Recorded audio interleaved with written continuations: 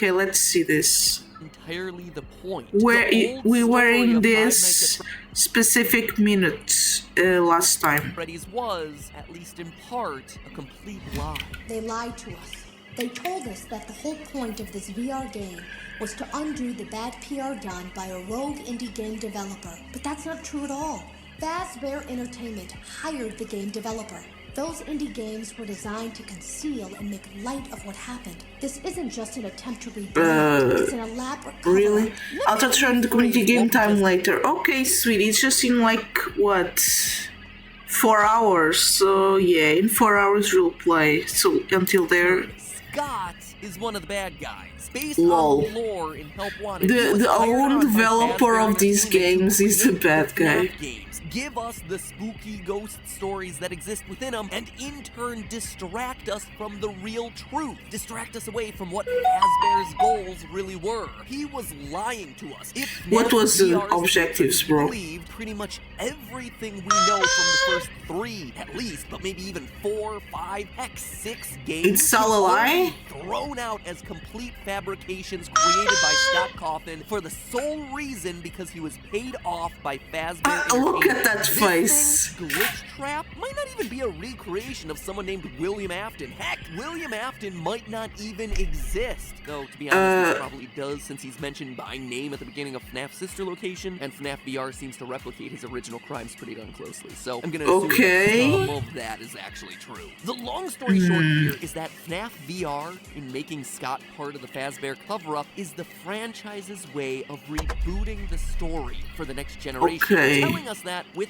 FNAF VR, we're starting an entirely new lore. In disowning Okay. Scott's story as So lies, everything is a lie? it's Oh, explicitly telling us come that on. everything we've known up to this point is wrong. It's a Second, distraction. wait. Instead, Oh my god, I'm eating rice with Mexican vegetables. Hello.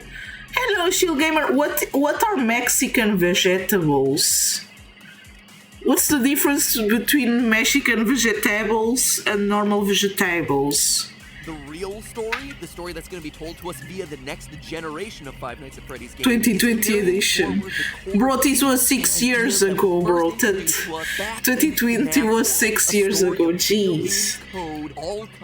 Just search. Okay, I will search after the stream, don't you worry. Look back to FNAF World, it was trying to tell us the truth about this theme the entire time. As 8-bit Glitch Bear tells us in that game, don't be deceived by the one pulling the strings. It's why Scott is technically the final boss of the game, but the true ending, the clock ending that unlocks the key Easter eggs from FNAF 3, it has nothing to do with him at all. It's entirely disconnected from why Scott That's so is weird. there. Again, Just search FNAF World. Yes, I installed FNAF World, don't you worry.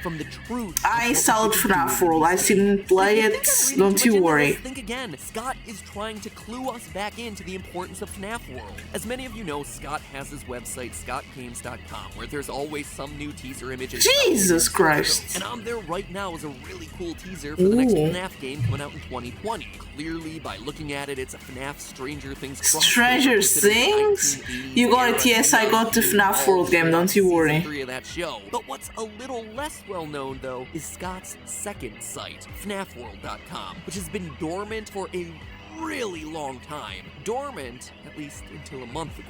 You see, it was updated to have a big old number 58 smack dab in the middle of it. So and weird. When you brighten things up, because the zip file no was a game. things up when you're given something by Scott Cawthon, you see a bunch of funny reviews appear for whatever this new game is going to end up being. Now, the number 58 might seem like it's completely like an app, random, right? A weird, mysterious number, but it's actually not. It all goes was not back supposed to be like that. FNAF World. In that game, From the site you told me. This unreleased FNAF game, Freddy in Space. That game's number, installment number 57. Meaning 57, that Scott's lol. next project, or at least one of his next projects coming out in a few months, is going to be another wacky minigame with lore connections potentially hidden inside of it. In fact, So cute. if FNAF 57, Freddy in Space... You know, you is sent me a link to the official the next website. installment is going to be titled Poopits in It's Space, there. which sounds completely dumb, but you saw those hidden reviews. They were not super positive about whatever FNAF 58 is shaping up to be. reality. And heck, you don't even have to take it from me. It is coming straight from Scott's own disembodied Oh my god, head what? floating in a jar from that game. Like I said, FNAF World is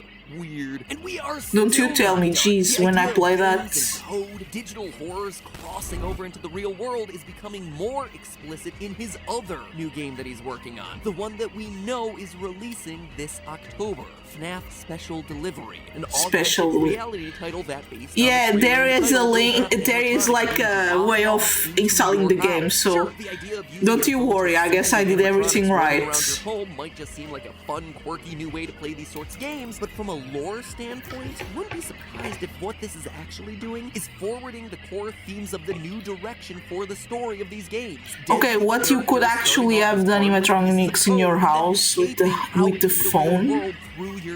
Is that even available anymore? If not specialism, we'll have to now continue. No, I never tried it! Come on! No, I'm sad. Also cute tiny sad faces, thank you, Shield Gamer. Bro, come on, why do they discontinue that? Don't be surprised if this franchise, as we know it, really starts to change. But hey, that's just a theory. A game! Why didn't they keep it? They could keep it like, but bro, I guess. Click it and join the army of 12 million other loyal theorists out there just like you. Bet you can't click it and finish writing a comment about your favorite animatronic within 5 seconds of me counting. 5, 4, 3, I think hippopotamus is really cool. If you're itching to see more reality-bending storytelling like in FNAF World, well then check out our ongoing analysis of Petscop, the online horror video game web series. The finale of this mystery just aired. I'm actually working on my analysis of it right now, and you can be all caught up for when those final episodes air. Oh, What is a episodes? You did it! Congratulations! Now my work is complete. I fade away into the darkness for yet another week. I'll see you next time for What? That's so weird. Okay, let's wait.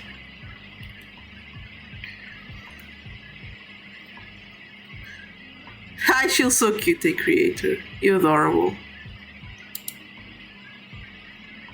Ready for a huge special There's a announcement? cult now.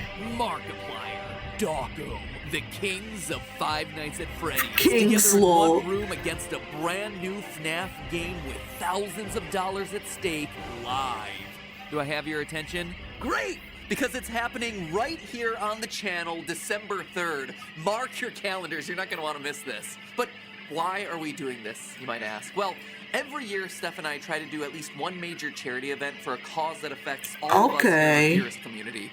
And last year, What is the cause? $200,000. Brain, okay, everyone has a brain, I guess. Treatments for depression and other mental illnesses. Yeah, true, I And this understand year, that. We're taking on cancer, specifically Thank childhood you cancer, for because the I think all of us dino have hands, I at love some that. point known or lost someone to cancer. And it's without a Well, doubt the scariest yeah. diagnosis that a family could possibly receive.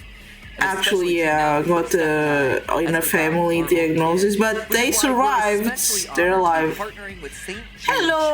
Children's Research Hospital, which, if you haven't heard of this incredible organization, No, I is didn't. a hospital dedicated to treating children from around the Aw, world so who've all been cute. diagnosed with cancer and other life-threatening diseases. I'm gonna be 33 years old, and I just learned this word. And to think that, like, there's a kid who's 10 years old and weightless. Heparin? What is heparin? Because I don't have to know. It just puts into perspective about how lucky you are. You don't have to know that stuff. But what's truly remarkable about St. Jude is not only are Bro. they helping children fight against this. It's not only like cancer, bro. When I was many times in hospital because of surgeries, because of my problems. When I was 6 years old, I was in surgery again. I was internated because of my intestines and stuff. Okay, I will pay attention. Yes, don't you worry, I'll finish the place in a bit. Also, thank you for the pets. And then the room I was close to kids and babies that were burned, okay, and that cancer. It was kind of hard to be there. I didn't know, but my mom later told me those kids were like that. 2/3 to go, don't you worry. And when I was again got to surgery because of my spine at 14, I was like in the area of orthopedics, right? But not every orthopedics is equal. There was a girl that screamed so much everyone had to enter with a bodysuit. I don't know what she had, but I guess only touching her hurted a lot, and it was kind of crazy. I cried because she screamed so loud and I was so worried. And yeah, in children's hospitals, there's a lot. There was a time I was in a wheelchair.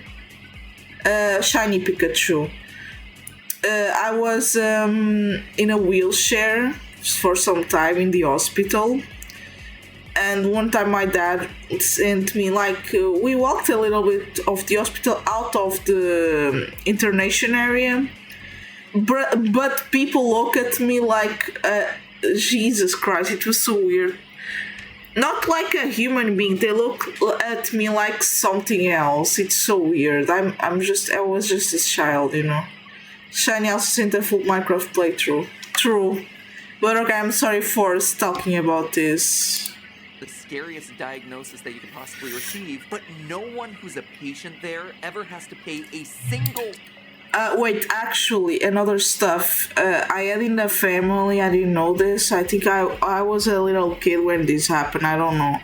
There was a kid in my family that was diagnosed with cancer, leukemia, and died with 9 years old. It was really sad. But yeah. Cent for their treatment. That is hundreds of thousands of dollars of medical treatment. Yeah, free. For free. And it's good for being free. Helping individual families either. They aren't just helping to treat cancer in single patients. They are the foremost leader in researching new ways to stop cancer, to help kill it everyone, dead, please. and then spreading that knowledge for free to the rest of the world so that everyone can use that information to try and find better, more effective cures. Also, I had another family member that was really cool. She died of cancer too. Was so sad. Here's St. Jude, right? Who are all about this idea of working okay, creator, you decide, you're the master. One child treated at St. Jude literally translates to 1,000 more that are treated in hospitals around the world. Long story short, St. Jude is just an incredible organization, which is why throughout the rest of November, we'll be helping to raise money for all the good work that they do. Yeah, that's good. I'm happy for that. 3rd. That's the marathon live stream event in their honor. And that's not just us. That's the Try Guys. It's Odd Ones Out. It's Rosanna Pansino. It's Vsauce3. It's Miranda Sings and Gerard and Kyle Hill. Nate Wants to Battle, Something Else YT, and so many more. It's crazy. All of these people one day I'll plan to at least every one day of the week I have a day to donate for institutions because I really want to help people, you know. But one day when I really get more well financially, I'm gonna help myself, myself, like out of the streams, but also will be doing streams, okay? Well, about charity. I really wanna do that because there's a lot of people that need it. That he could create for us a game that apparently will have dollar amounts hidden throughout it, and that the more we find, the more he ends up donating to St. Jude. So, knowing that this is the game, I assembled the FNAF Dream Team of Dawko and Markiplier to help me out, taking that money out of Scott's pockets and putting it in the hands of people who are working to cure kids and kill cancer. It's gonna be a crazy event, so please mark your calendars, December 3rd, 10 o'clock a.m. California time, and going literally all day. Oh wait, I guess I'm 6 years late now. And come on. If you do want to start donating now to this incredible cause, the link is right here on the video. Yeah. Where really? How to make FNAF not scary? Well, guess what? I guess I can donate through other stuff, right? Like Twitch, I don't know. And donating either today or during that big live stream event. Now, enough with me on the couch. Let's get to the episode. Ay, Jesus. Oh my god, that's so scary. Jesus. Hello, Internet! Welcome to Game Game Theory, where Theory. today it's time to meet a new villain, because FNAF's next major killer has a face, a voice, a motive, and we even know their name. So today Really, is actually going to be a big Sly? one, my friends. The Finally. official game may not be releasing until 2020, but we're already well on our way to understanding where this franchise is headed next. Just as long as Scott doesn't shred it, burn it, and mix in another 5 monochromatic characters with Whoa. frontal lobes bit off dreaming on their deathbeds. You see, over the course of I October, we guess. saw the release of FNAF VR Help Wanted's Halloween DLC, The Curse of Dreadbear, which at this point is getting close to like the longest game title in history. And despite the game's repeated Jeez. insistence that this little fall fest was purely for fun, Keep in mind that this DLC pack is nothing more than a festive holiday-themed add-on, which has absolutely no hidden intent or purpose. That's no, sus, complete bro. lie. That's One does not sus. simply include casual references to 1983 in a Five Nights at Freddy's game. And when it comes to Easter eggs, I'm not just talking about one or two things here. Whether it was the FNAF 4 house perched high on a hill in the background, Ooh. trick-or-treating at an animatronic-filled mansion, inching your way through FNAF 4's haunted hallways, or just taking a Disney Ooh. ride that suddenly goes off the rails to revisit a familiar-looking pizzeria, Easter eggs were hidden in Easter every eggs. pixel of this DLC. Here's a list of a few that were worth calling out, but don't merit a full-fledged theory.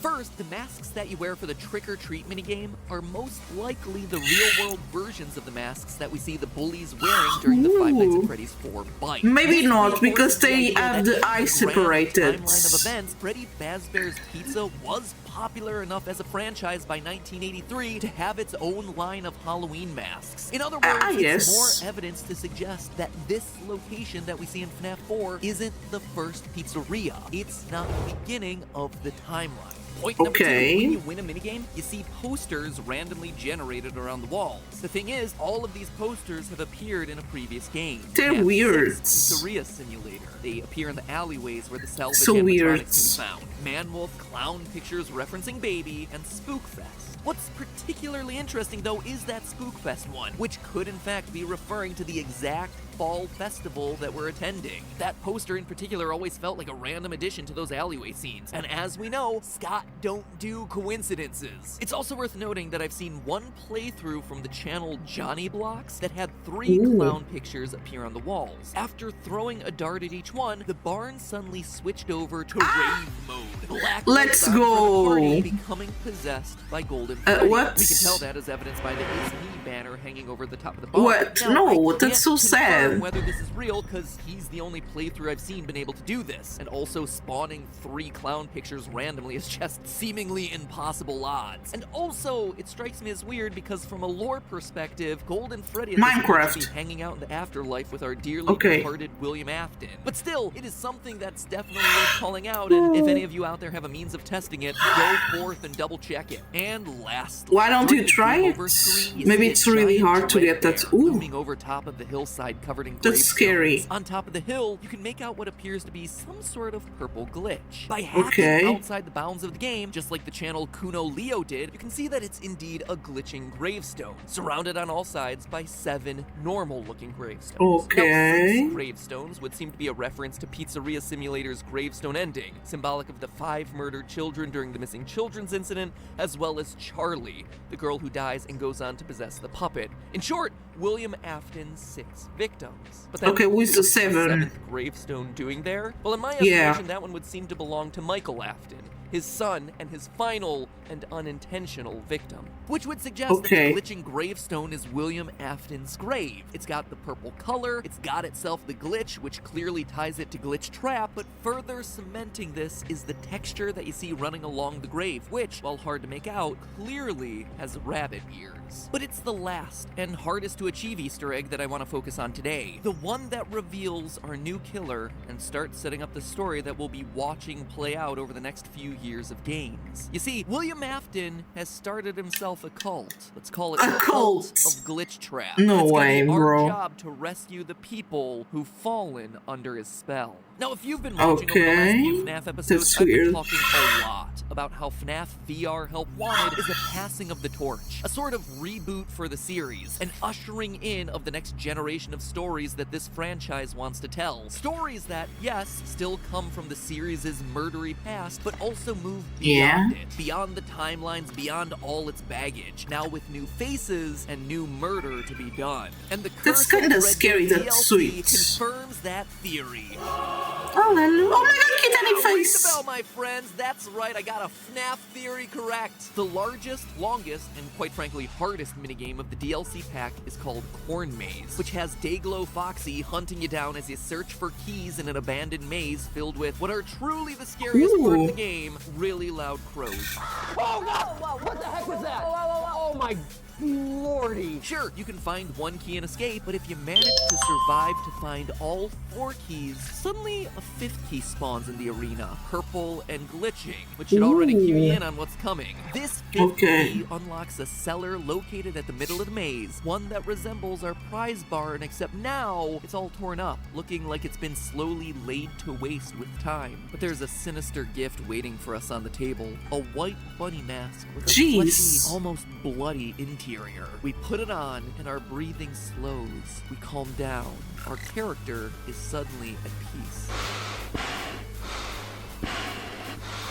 What is so weird? What? Now it's a cult thing. But there's more. Back in the prize counter, we suddenly have the option of wearing the mask again. Putting just the mask on doesn't do anything except obstruct your vision because masks suck. But if you put it on well, I the guess. trap, suddenly someone, a woman, starts to speak. Yes, I hear you. No, there's no miscommunication. I understand. Yes, I have it. Of what? Myself. I think you would like it. No one suspects anything. Don't worry. I'll be ready, and I won't let you down. It will be fun. Okay, I guess. A woman's having a sinister one-way conversation with someone. Or something. I don't think I need to spell this one out for you, right? She is clearly talking to William. Glitch trap. The fact that this conversation requires you to be wearing the mask, which represents her, and holding the rabbit, which represents him, seems to be all the proof that we would need. But now let's look at specifically what they're saying. Based on her saying things like, yes, I have it, I made it myself, you would like it, she seems to be referring to the bunny mask. That is her creation. The voice, William, clearly dictated to her that she needed to create some sort of bunny mask to carry on his tradition of Lapin-themed murder. The line, why is there a cult on this? Clearly seems to indicate that she's been hiding in plain sight, much like a pizzeria's security guard who's planning to kidnap kids. Or, as I brought up in a previous theory, a game tester who's suddenly been brainwashed by a rogue piece of malware. Which leads us to the other lines about there being no miscommunication, being ready, and not letting him down. Those all seem to indicate that William senses hesitation or fear in the woman about fulfilling on his plan. This is reinforced by the name of this voiced character. On Scott's Voices.com page, where he tends to hire out actors for their various roles in the game, the listing was named Reluctant Follower. So this woman is clearly a devotee of Afton, but oh my god, he's going so far as to actually kidnap kids and, you know, turn them into remnant soup or something. Jesus Christ. Anyone, honestly. It's also important to note here that the word reluctant doesn't necessarily mean unwilling. I mean, it can, certainly, but in this case, it seems like she's trying to please her master, William Afton, saying things like, why, bro? Why is it the master? It's not that William has control over her body and is forcing her to do things, she's just nervous to take that final leap. What this all tells us is that William has been successful in what Tape Girl warned us about. That FNAF VR is a Trojan horse. It's carrying the virus that is William Afton. Now, William Afton is a virus now. His spirit being passed along isn't really important. What matters is that he's suddenly able to enter the minds of that distortion image is so funny. Of Jeremy throughout those FNAF VR tapes. A man who went crazy and ultimately sliced off his own face. He was probably starting to slip under the control of Glitch Trap, but tried his best to fight back in whatever way he could. That's also why every ending of that game is a bad one. The fact that we need the green bunny to hear this dialogue confirms that all those vague cutscenes at the end of the game are of him escaping. Because without the tapes, Glitch Trap is still disassembled in the game, and this dialogue of a brainwashed devotee isn't possible. But what we're also learning here is that while Glitch Trap is able to invade the mind of a person, he can't fully possess their body. He's limited to only being a voice inside their head. He has to convince them to do his bidding and continue to push them to fulfill their mission. Mask Girl is scared, she's hesitant, she's reluctant, and must be cajoled into acting on William's wishes. She's slowly descending into madness. Oh my god, no. Wait a minute, why does that sound so familiar? I don't know. Because it's one of the upcoming projects that Scott's been Really? teasing for the better part of the last year. It's a Oh my god, pretty Slay, I accurate title guess. for a game where your villain starts as a normal game tester, but then is forced to listen to the voice in her head telling her to kill. It's also worth noting that there's a similar conversation currently hidden in the source code of Scott's website, except here we actually see both sides of the conversation. Stay the course. I will. Focus on my voice. I will. Don't let anyone lead you astray. I will. Astray, what is that? Good one. I have. That line of "don't let anyone lead you astray" really stands Yeah, out. I Again, guess I don't understand that reinforcing this idea word. that the followers aren't fully under Afton's control, that they can be swayed or saved in some way, just like people in a real cult. It looks like we might be Okay, able to lol. save these innocents from Afton's grasp before they commit any sorts of crime this time. And where will those crimes be happening? Well, a few weeks ago, this was the image on Scott's website. Just more cool 80s-tastic FNAF teasers for the new game that's coming out in 2020. Freddy now has an earring, let's go, so The Slay. image got altered slightly to this. Notice those floppy ears? Looks like our new killer might be on the hunt in the mall. Looks like No 2020 way. found itself a new female FNAF killer. And if she's Let's truly go, I working guess. undercover with no one suspecting anything, clearly she must be a mall cop. Segueing to a murder scene near Spencer's Gift. Oh, And I what? would end it there, except we can also figure out her name. Brightening images, digging through source code, that is so FNAF 1.0. At this point, the series is 5 years old. It's matured, and the fan base has matured. And the way that we're Really? able and perhaps even expected to dig for clues has gotten significantly more advanced. It's like an arms race. Scott finds a new way to hide clues, one person in the community breaks the code, and suddenly it's in our tool belt. Next time he releases Okay. something, boom, we immediately whip that tool out. That sounded wrong. Maybe let's not whip out our tools and instead smartly and respectfully remove that tool from our tool belt and apply it to the problem at hand. Let me give you an Okay. example of this. Brightening images. The first 1 or 2 times Scott did this, it was completely unique. No developer had ever really done anything like that before, and as a result, it took a little while to discover his hidden messages. But after 1 or 2 times, now we know it's a trick you can use so no one even bothers to look at the image itself. It's just straight into those contrast sliders. The same thing with looking Okay. at source code, the same thing with digging through game files, and on, with each one slightly more complicated than the last. And now we've unlocked ourselves a brand new clue-finding technique.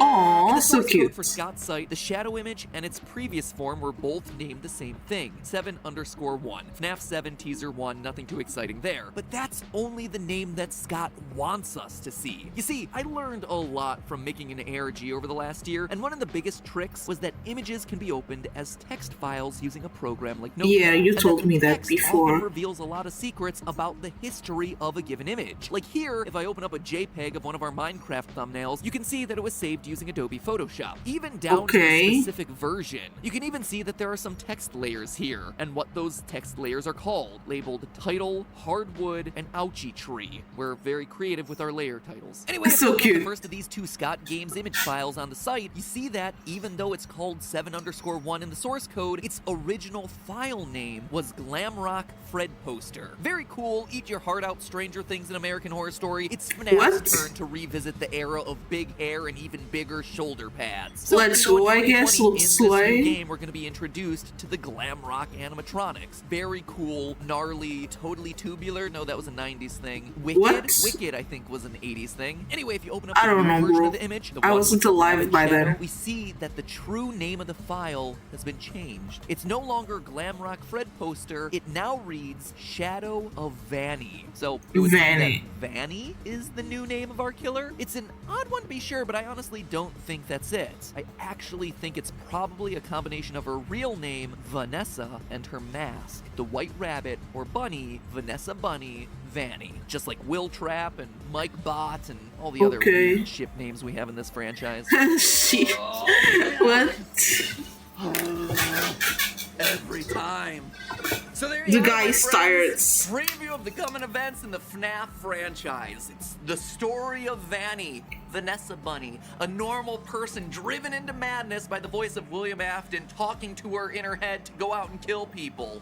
She might be the only one right now, but there could be hundreds out there. A cult of Glitchtrap, if you will, following in his bunny toad footsteps. And we know that this is the case based on the fact that Glitchtrap is still seen dancing in the background of that DLC. Oh my god, he is so now creepy. apparently able to copy himself. It's worth noting that that's an Easter egg that was left in, actually overwriting an oversized Dreadbear. So you know that this one's intentional, right? It says that Glitchtrap is a copy, and that he's able to copy himself over and over and over again.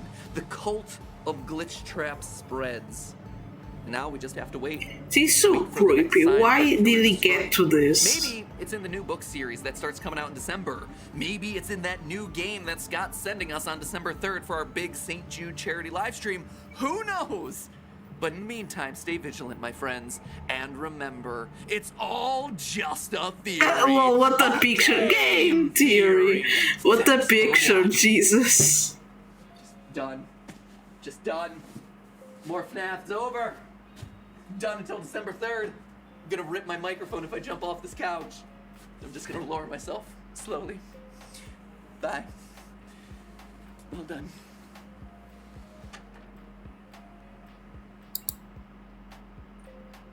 Race you to the ball pit. Hey, that's no fair. I haven't got my shoes off yet. That's so cute. What? Oh no. No! Made it. Ozzy? Ozzy? Oh my god, so cute. Ozzy! So Ozzy! tiny. But not Hello, he said Internet. what's Welcome happening. to Game Theory, and the start to what will undoubtedly be a very FNAFy new year because everyone else in the games industry is concentrated on new consoles with all of the teraflops and none of the actual Teraflops. games. Five Nights at Freddy's is over here in the corner doing its own thing and releasing, you know, exciting and interesting stuff. Last year's Help Wanted was a fantastic addition to the series, which keeps updating itself with new and exciting lore all the time. There's that new 80s inspired game coming out later this year. The AR game is something I should probably talk about at some point, since apparently that also has lore implications. And most And it was interestingly of all, cancelled, we I have guess. ourselves the rollout of a new book series, Fazbear Frights. The first one released after Christmas, and before the end of this year, there'll be a total of, let me check my notes. Holy mother of Ennard, five installments in a new book series in a year? In a year, it's Looks like crazy, Scott's gone yeah. back to his roots of just You know, one mass book a releasing year? stuff. Okay, It's like you saw 5 the in a Netflix year? model of That's binge crazy. watching a show and was like, I want that, but for video games, and apparently books. Jeez, if only mass-dropped lore reveals for us to binge understand, we'd all be happier for it. Anyway, the reason I call these books out is that, first off, they're just really good. You ever read the Goosebumps books?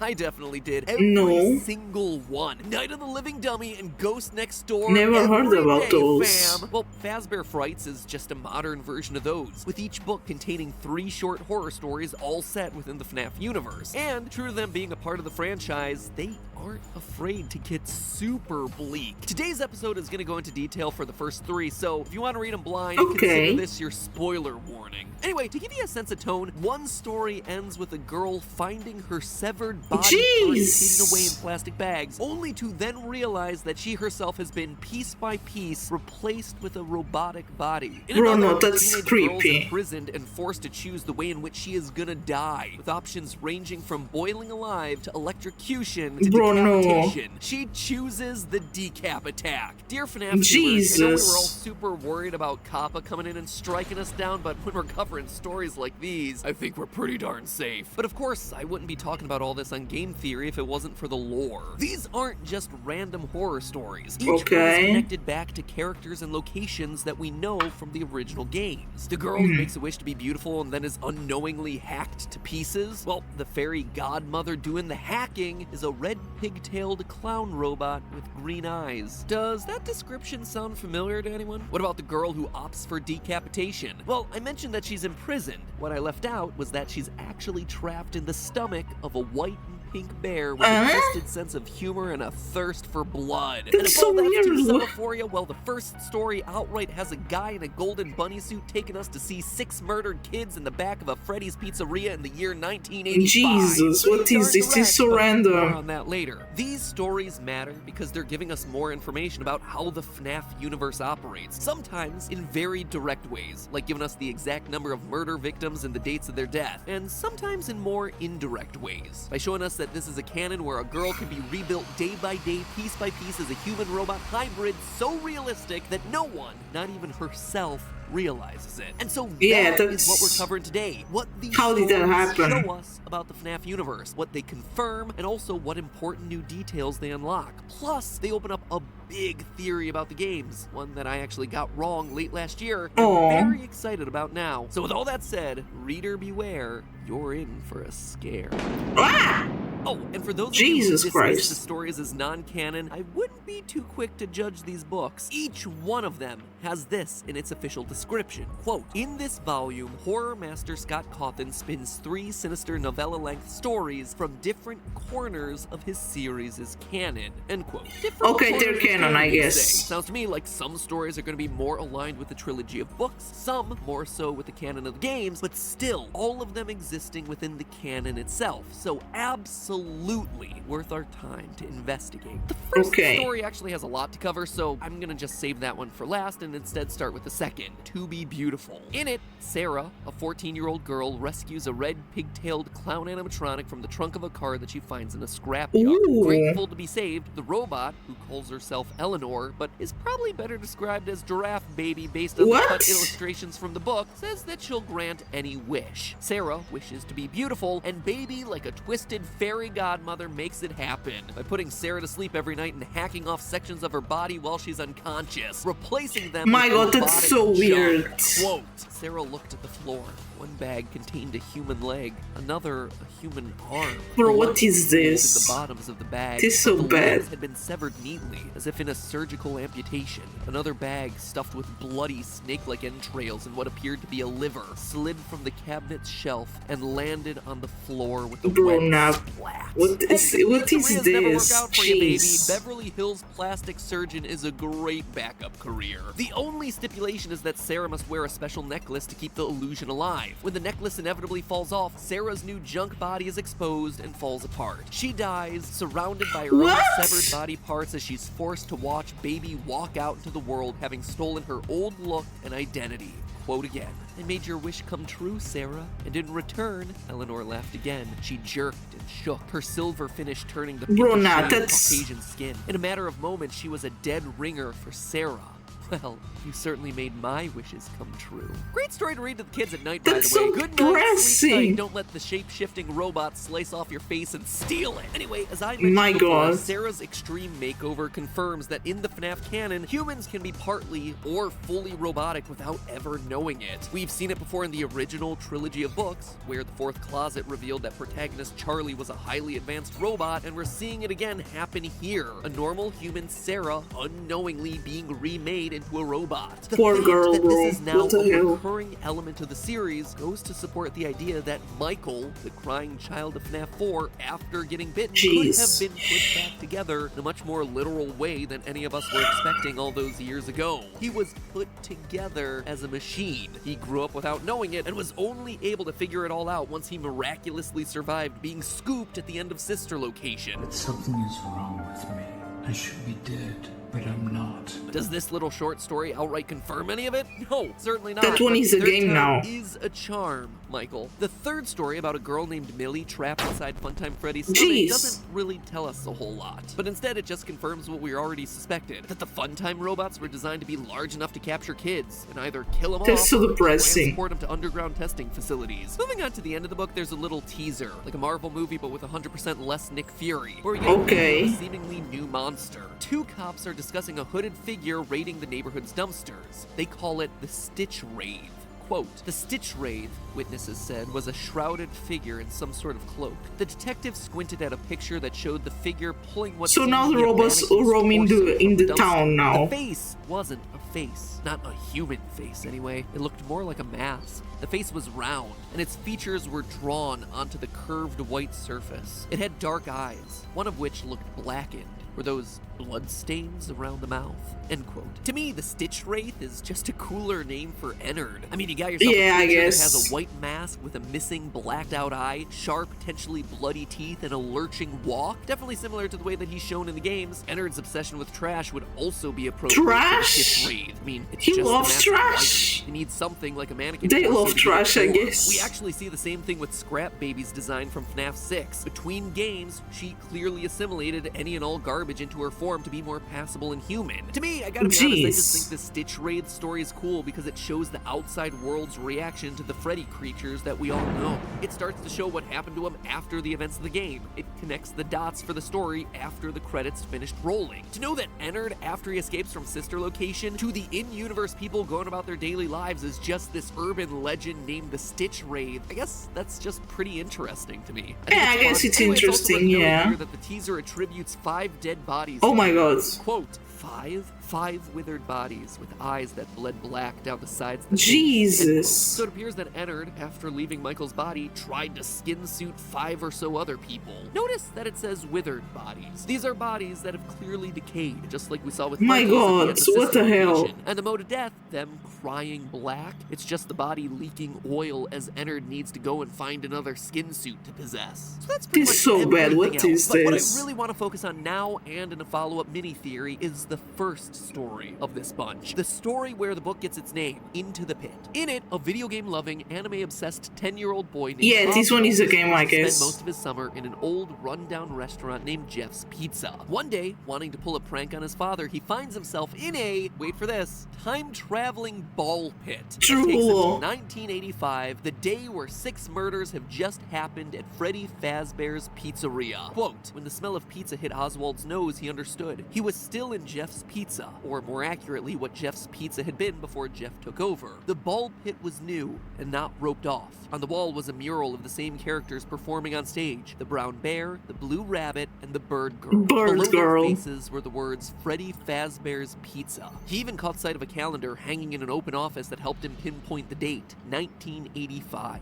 End quote. Way to take the mystery out of it there, guys. I was all ready to cross-reference all the arcade cabinets that you saw in the pizzeria and the allusions to the Smurfs and other popular media at the time to find the date, but you just had to go and take that all away from me. Thanks come on, it's more simple like that. But no thanks for taking away my deserving YouTube watch minutes. And it's okay, don't you worry. Mind blow this book series. First, because I think there are actually 2 in this one story. Okay. In this story, we get ourselves clear, indisputable evidence that in 1985, 6 kids were killed. Quote, the rabbit stopped in front of a door with a sign reading party room. Half a dozen kids, none of them older than Oswald, their lifeless bodies propped into sitting positions, oh my god, their legs stretched out in front of them. They were all wearing Freddy Fazbear birthday party hats. Oswald so sad. How they died, but he knew the rabbit was responsible for it. That the rabbit had wanted him to see his handiwork. End quote. On one hand, it's incredible to finally get ourselves a date and a firm number of dead children. But yay, this is impressive. Complicated. You see, 1985 has never once been an important date in the series. 1983? Absolutely, that's FNAF 4. 1987? You betcha, that's FNAF 2. We've got ourselves 80s representation everywhere. Slay, I guess. Boingo for days, but never, not once has there ever been a mention of 1985. And while it might be easy to immediately write that off as a typo or some non-canon event, it's definitely not. Far from it. In fact, for as wacko as it seems, this time-traveling ball pit from a short story and a spin-off series of books takes Oswald back to a pizzeria that we've never seen before, but one that we have absolutely known to have existed since the second game in this series. As proof, let me pull up a clip from my second ever episode on FNAF, back when Purple Guy was actually Phone Guy. Those were the days. Every way to Sunday, this game is a prequel. Posters Workers everywhere in Five Nights 2 welcome you to this new location, implying that there was another Freddy Fazbear's Pizza somewhere before this one. Additionally, the phone guy makes reference to it on night 1, mentioning the old location and how it was left to rot. So let me recap. There's the restaurant from the first game, which is the last in the timeline. The one that you're currently working at in 1987 in Five Nights 2, an older location of Freddy Fazbear's Pizzeria left to rot, and the original Fredbear's Diner. In FNAF 2, we're presented with newspaper clippings that outright says that this location is having a grand reopening. But we knew, even way back then, 5 years ago, that the events of FNAF 1 took place after FNAF 2. It was a prequel sequel, so there had to have been a Freddy Fazbear's Pizza that existed prior to FNAF 2 that got the franchise shut down in the first place. We also know that it wasn't Fredbear's Family Diner because Phone Guy calls that restaurant out separately. Hello and welcome to your new summer job at the new and improved Freddy Fazbear's Pizza. We're going to try to contact the original restaurant owner. I think the name of the place was Fredbear's Family Diner or something like that. So in this one random little scene from Fazbear Frights, we uncover a pivotal piece of the timeline that's been missing for the last 5 years. A mystery pizzeria that's been gone since the very beginning of this franchise. A pizzeria that looks to be home to the first 6 actual murders of the Fazbear story. In fact, I can actually do you one better. I believe this to be the 6 dead kids that we end up reuniting in the Happiest Day minigame from FNAF 3. Notice that detail about all of them wearing party hats. True, they were all wearing party hats. And the Happiest Day minigame from FNAF 3 has us reuniting them to finally finish the birthday party they got prematurely and gruesomely cut short. This is huge information here, guys. However, true to form, as it always is with this story, not everything lines up. With this being chronologically the earliest set of murders that we see at a pizzeria set before 1987, then we should be seeing the animatronics get possessed here. It's something that we've never actually seen in the games. This should be the missing children's incident, where the victims' bodies are shoved into the suits never to be found. But it's clearly not. The book makes it very obvious that these bodies were clearly out and visible. Quote again, there were noises, but not the usual ones of Freddy Fazbear's. Screams, crying children, yells of chaos. Oswald's stomach in knots, he moved through the crowd, past crying mothers running with their toddlers in their arms, past dads grasping children's hands and leading them swiftly. What is happening? Their faces masks of shock. End quote. My work is easy because I how I keep track of all my tasks. I start by brain dumping everything I need. The bunny had laid out all his victims for everyone to see, a far cry from the bodies being shoved into the suits and then not being discovered for years on end, hence the missing children's incident. And we know that the missing children's incident is most likely where the animatronics got possessed because, their bodies are in the suits, along with the metal. So the metal and the souls fuse together to create living animatronics, roll into FNAF 2 That's so crazy, actually, but okay. There's living animatronics roaming around this pizzeria. Oh, and we installed security devices just because we know a murderer came around the last time. There's a reason I stopped talking about the timeline of these things. Additionally, there are 6 children dead, and the missing children's incident only had itself 5. That, in and of itself, would be okay, right? Since FNAF 6 children has always been the magic number. It's weird to mention a magic number when talking about murdered children, but you know what? This series descends a lot. Our list is Susie, Fritz, Gabriel, Jeremy, Cassidy, and Charlotte. The core 4 animatronics, Golden Freddy, and the puppet, 6. The problem is, Charlotte the puppet always seems to have a separate death outside of the building, outside of the realm of the other 5 children. So having her suddenly lined up with all the rest of the kids at the same time just doesn't make a whole heck of a lot of sense. I don't know, maybe I just need to think on it more because everything else lines up. We have ourselves a golden bunny leading kids down a hallway into a back room, just like those original newspaper clippings described. He's also very clearly visible, which means he'd likely be taken into custody. Again, just like those original newspaper clippings describe. As it always is with the series, so many items line up, but there's just one or That's so many stuff,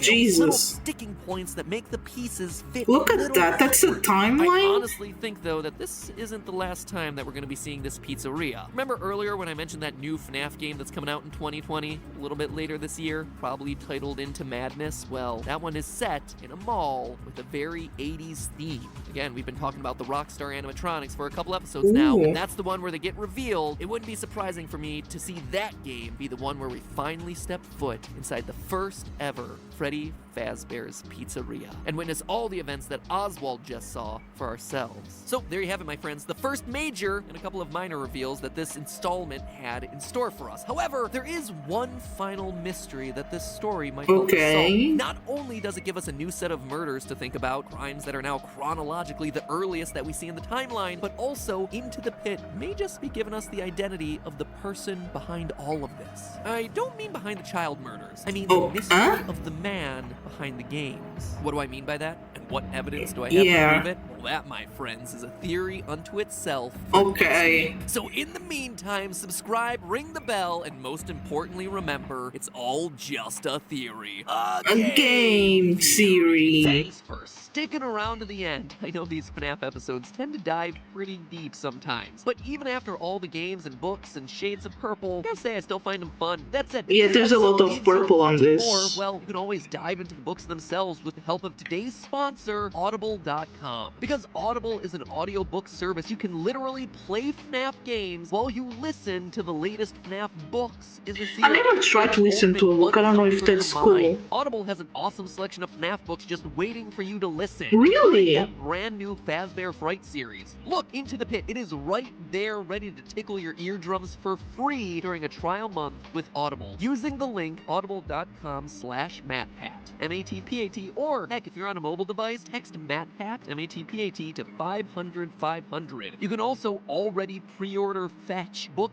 2 of the Fazbear Fright series in preparation This looks for scary, even more but okay. spoopiness. That one's coming out as soon as March, which is just incredibly soon. I told you he's rolling these things out at a fast pace. And again, if you're tired of FNAF, yeah, how fast he writes, bro. For goodness, well then I'd highly recommend diving into Audible's library of Goosebumps titles. I mean, I told you earlier, I absolutely devoured these things as a kid and teenager, and even now as an adult, they hold up really well as fun, easy books to listen to when you're not looking to rack your brain. So Audible has all the classic Goosebumps I loved growing up, including the two I mentioned earlier, Night of the Living Dummy, So Creepy, and Say Cheese and Die. I mean, these things are classics, so if you've read them already and you want a nostalgia hit, boom, Audible's got you covered. If you have never read Goosebumps before and you like FNAF, you are gonna love this series. I guarantee it. So get going. Your first month is free and includes any free audiobook of your choice, plus 2 Audible originals. Audible works on any connected devices, so it goes with you from work to school. I still like to read. Time-traveling ball. I like to put the music as a background, though. You really should stay out of those things. Truly icky, icky places. So many germs. Anyway, my advice for you today, go listen to audiobooks, stay out of ball pits. Audible.com. Okay, well. MattPat. AUDIBLE.com/MATPAT. I'll be back in short order with a mini theory also about Fazbear Fright. I think I may have found the guy who's actually the programmer of all these games.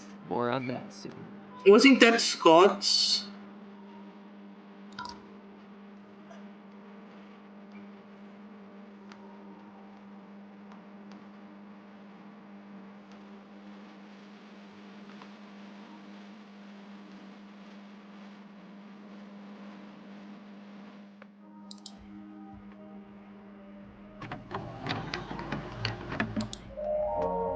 Oh my god, that music. Look, a drawing! So cute. Oh, that's cute. Oh no, that's not cute.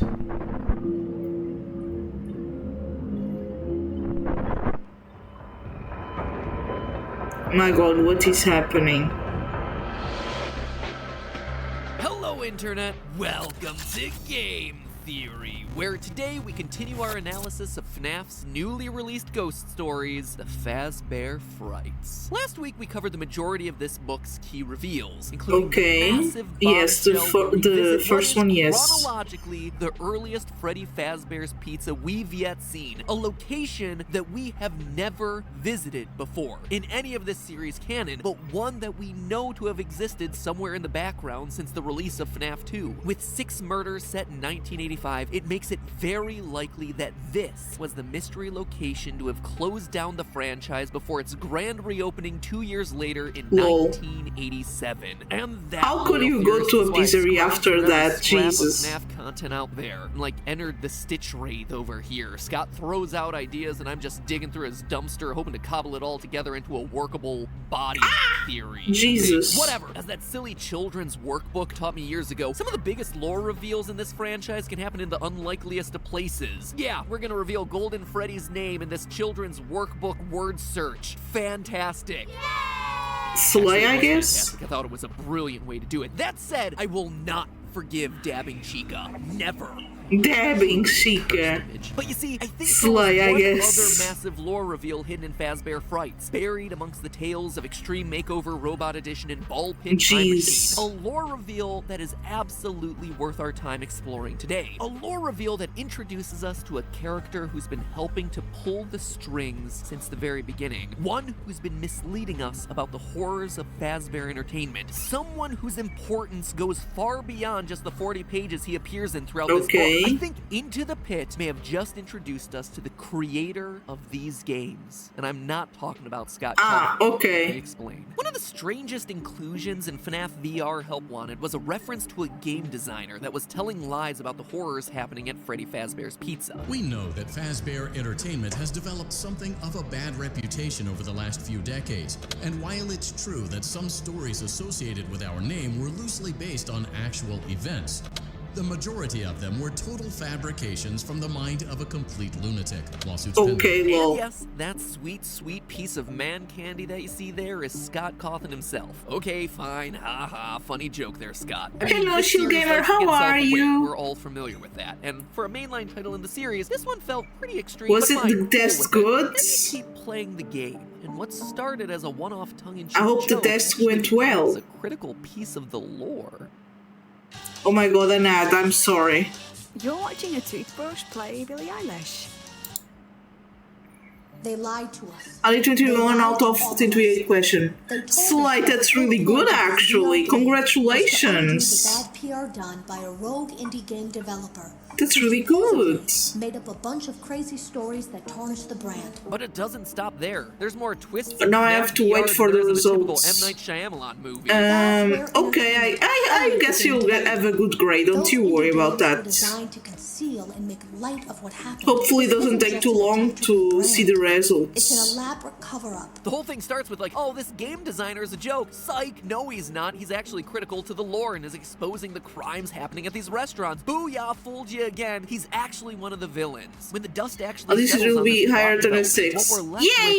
game designer That's good. looking like Scott Cawthon, hired by Fazbear Entertainment to make indie games, the games that we've all been playing up to this point, in order to misdirect us away from the real I'm lore happy of for the you. story. Good grades are so an episode good. all about how Scott Cawthon is the villain of FNAF. Let me rephrase what we just heard. Scott is one of the bad guys. He was lying to us. Because I have FNAF two VR X's and 6 is the pretty much limit. everything we know from the first 3, at least, but maybe even 4. Wait, if 5, 6 is the limit, how can you get higher than thrown out as 6? complete fabrications created by Scott Cawthon for the sole reason because he was paid off by Fazbear Entertainment. Except I was How can wrong. you get higher than a 6 if 6 is Couldn't have been any worse. is See, a earlier that limit? very I'm confused, so week that I sorry. uploaded that video, Scott made a post on Reddit saying that the indie game developer from FNAF VR isn't him. Here's what he had to say, quote, "The question is this, is Scott Cawthon now a part of FNAF lore?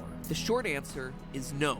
Yes, I used my own picture for this indie developer because it's an obvious parallel, but that doesn't necessarily mean that it's actually me in universe." End quote. Yeah, Scott, you remain vague and mysterious Lol. about the lore for years, half a decade at this point, and this 6 is a one passing little grade detail is point the thing that you average. want to clarify, and you choose, you just choose Ah, to, okay. right before I everyone think on you'll this very get more topic, than which, that, while don't it is you honestly worry. still a perfectly valid theory, gets everyone to dismiss all of the findings for that entire theory. Since You're it's the gonna one small pass detail that I everything, get don't wrong and worry. everyone focuses on. I don't have feelings about any of that at all. Scott continues, quote again. So no, I'm not canon. Only the existence of a game developer that's Bro, why supposedly did the made guy video use his games own based on actual pictures? events that may You or may know, not be people a are cover-up gonna by be kinda Fazbear confused with Entertainment this is now. canon. Keep The in guy mind put that I himself do in the tend game to in a use way. pictures of me and my Minor family in leverage games, is especially because they're so 9.14. readily That's a available. lot. In FNAF 4, I used a picture of a mountain range that I took That's while I was really a truck driver in good. West Texas. I used a picture of a snowman that Oh, me and look, my a older sons snowman. made together. I used a picture of a pet Look at mockingbird that we birds nursed back so to health far. here. Do these have Yeah, more you- significance? Well, Don't you probably worry, you're gonna already know have the good, answer. And good average. Don't I you know worry. the answer, Scott. And that answer is yes. You breathe and it becomes canon. My ever-decreasing sanity aside, Last it was does open the 8.9. door Okay, into the you're identity really of good who now. this You're rogue really indie developer improved. is. And I think that Fazbear Frights' story. But I into hope the it's pit not of getting the hard to get those might grades, okay? actually You be. need you Admittedly, don't need this to is a bit always loose study. You of a need to theory, rest but in terms of sometimes. discussion, Study is I believe important. our secret game Okay, but designer, don't the kill one who's yourself been studying, running us okay? through these games is the story's main character, Oswald. The little 10-year-old boy Oswald. who winds up in a time-traveling ball pit to visit the 1985 Yeah, time-traveling murder scene ball of pit is Freddy crazy. Fazbear's Pizza. I believe he grows up to be hired on by Fazbear Entertainment to create these games. Now, that might What? seem like a stretch for Huh? a character that we only get to know in the span of 40 pages, but Don't you tell me the kid is the one who there created are a games. lot of What evidence do in you those think 40 I do pages to every... back that assertion up. Shortly into his story, Oswald Ah, is well, shown to be you obsessed with study? animatronics for no apparent And you reason. chill a little Quote from the by book, he didn't know streaming, why. I guess. Lately, he'd been drawing mechanical animals, bears, bunnies, and I birds. stream. He imagined them Yay! being human-sized and moving. Oh my with god, that's so futuristic creepy. robots in an old science fiction movie. That's so Sometimes he drew creepy. the animals' exposed metal skeletons or sketched them with the fur peeled back. It was a creepy effect, like seeing a person's skull peeking out from beneath the skin. And Just now, so mind you, creepy. This is without Okay. him ever having a connection to animatronics. Heck, he doesn't have a connection to the pizzeria at this point in the story. He has never been there. Okay, Nothing. so a This is random just kid him now is the naturally developer. choosing I to can't draw wait for these you to oddly stream specific Dolmer. things without any True, outside I references or agree. influences. So already this boy seems Don't to you have worry, such a strange probably connection to the FNAF lore after or his Ultra Kill Cop, I psychopathic still need to training. plan that, don't you For such worry. a short story, Into the Pit takes a lot of time to establish Oswald as a fan of video games, B-grade Japanese movies, and manga. A lot Ooh. of time for a 40-page story. We hear about Manga. listening to video game soundtracks. We witness Well, the what? debates that he has with his father Did over you cheesy did you hear Toho-style that? Godzilla to video game soundtrack. I thought someone had put the sticker on. It was a video. Oh my god. Because I also want to stream it and I don't want to get any spoilers. Yes. Okay, don't you worry then. I'll try my best. Oh my god, a horse! It's the debates that he has with his father. Bro, over the cheesy music Toho-style there. Godzilla monsters. Don't you How worry, funny I'll to find try his and actors' lips stream not it matching up with the dubbed-in early, don't words you in those worry. sorts of movies. He visits the library and we hear about his enthusiasm for the latest manga installment. Now, Thank you so much now. It's pretty obvious here, right? He likes video games. Well, there's a chance that he wanted to grow up to be a designer of video games himself. It's his connection to old, cheesy Japanese films and manga that really got me. Think back to Ultimate Custom, the various point thresholds in the game, you know, the Bear of Vengeance, each one clearly inspired by those so old, beautiful. poorly dubbed Japanese samurai movies. The art style clearly riffing on classic anime It's and so manga weird. animation. The mysterious designer of the FNAF games, who presumably made Ultimate Custom Night, would need to be a fan of this style of storytelling to want to incorporate it into It's his kinda work. weird. And here They're we have ourselves actually well Oswald, drawn, but a it's person weird. who exists in this universe, whose limited characterization is spent establishing him as a fan of exactly this type of storytelling. Speaking of limited characterization, Rewind to the it's a radio minor music connection, but parts. A key point of the story is how we were at 9:23. made Japanese movies and manga. A lot of time for a 40-page story. We hear about him listening to video game soundtracks. We Done. 9:23.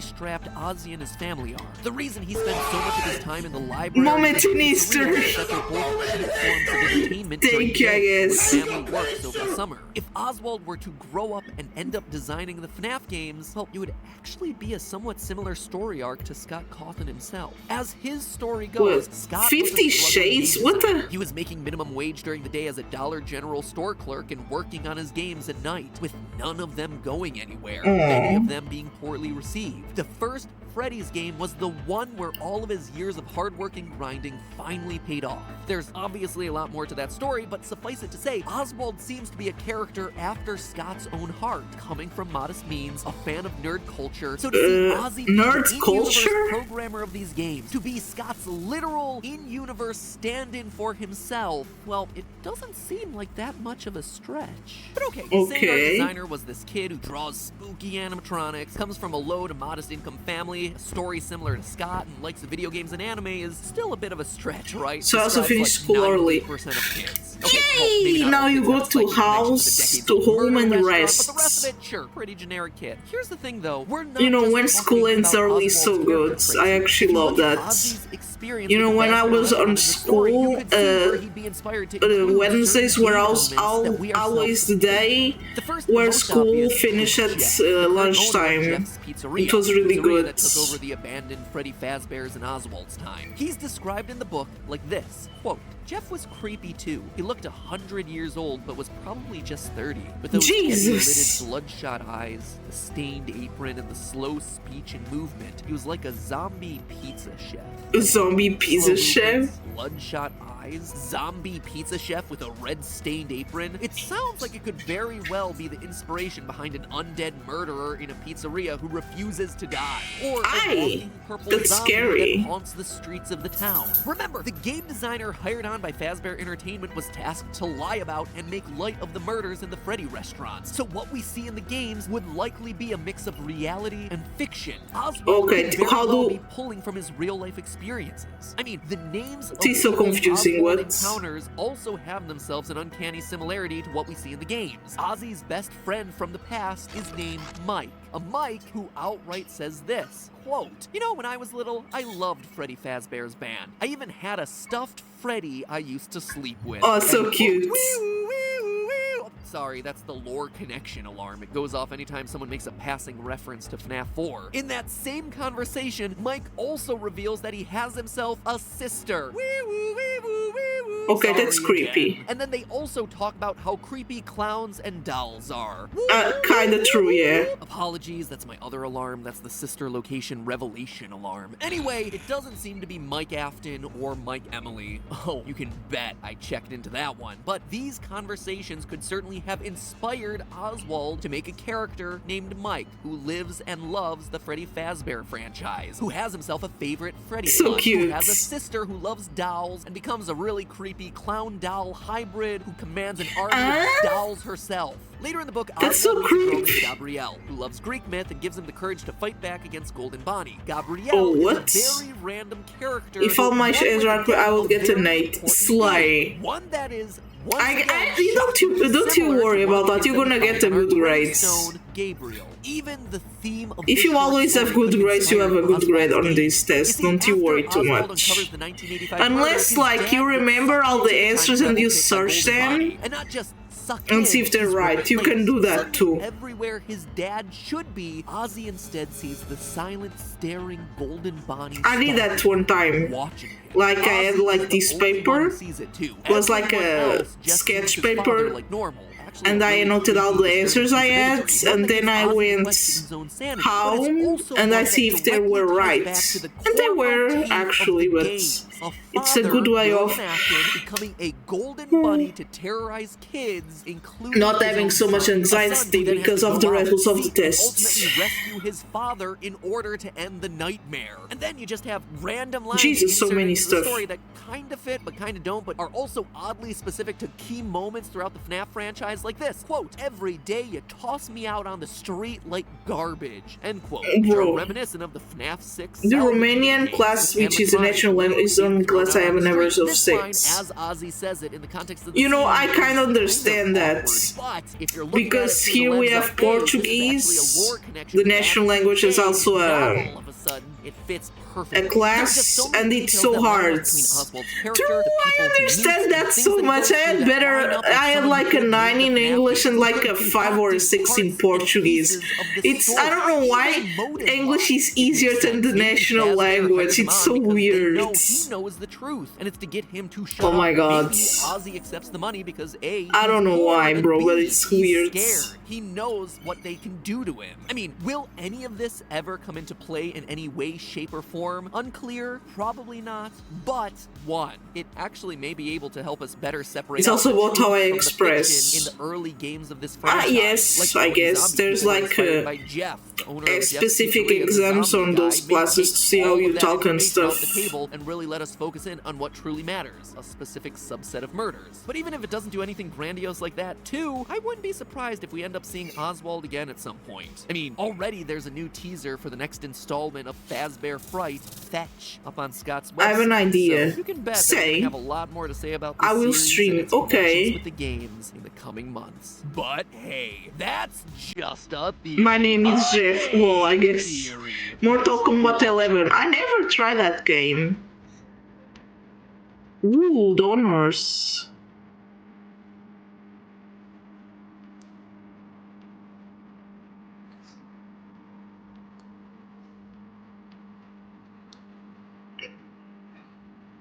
I think Mortal Kombat is good. Mommy, dads. Hi, lol. Anonymous.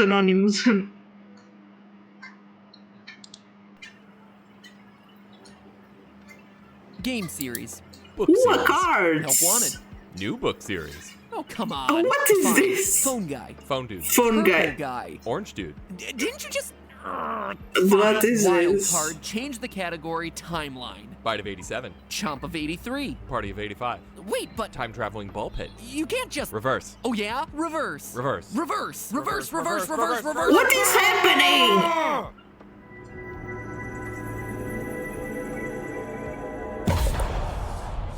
Hello, Internet! Welcome to Game Theory. Another day, another installment in the FNAF multimedia So many conglomerate. So, at books. this point, some people in the FNAF community really hate my guts. Like, Why? ring me through a meat grinder and feed me to a rabid dog animatronic levels Why? of hate. Like, for instance, this comment, and I'll read it exactly as written to stay true to his What authorial happened? intent. Quote, as a hard-care FNAF fan, he's a embracement to FNAF tourists. He insists on using the box to proof his stupid stories, and they don't even make sense. He sooks and thinks What he's is smart, but this? he's not. I wish he would stoop. He then goes on to rant for a paragraph about how unrealistic time travel is in a franchise about robot rabbits haunted by I ghost bought metal, all but DLCs because it was on sale and it was cheap.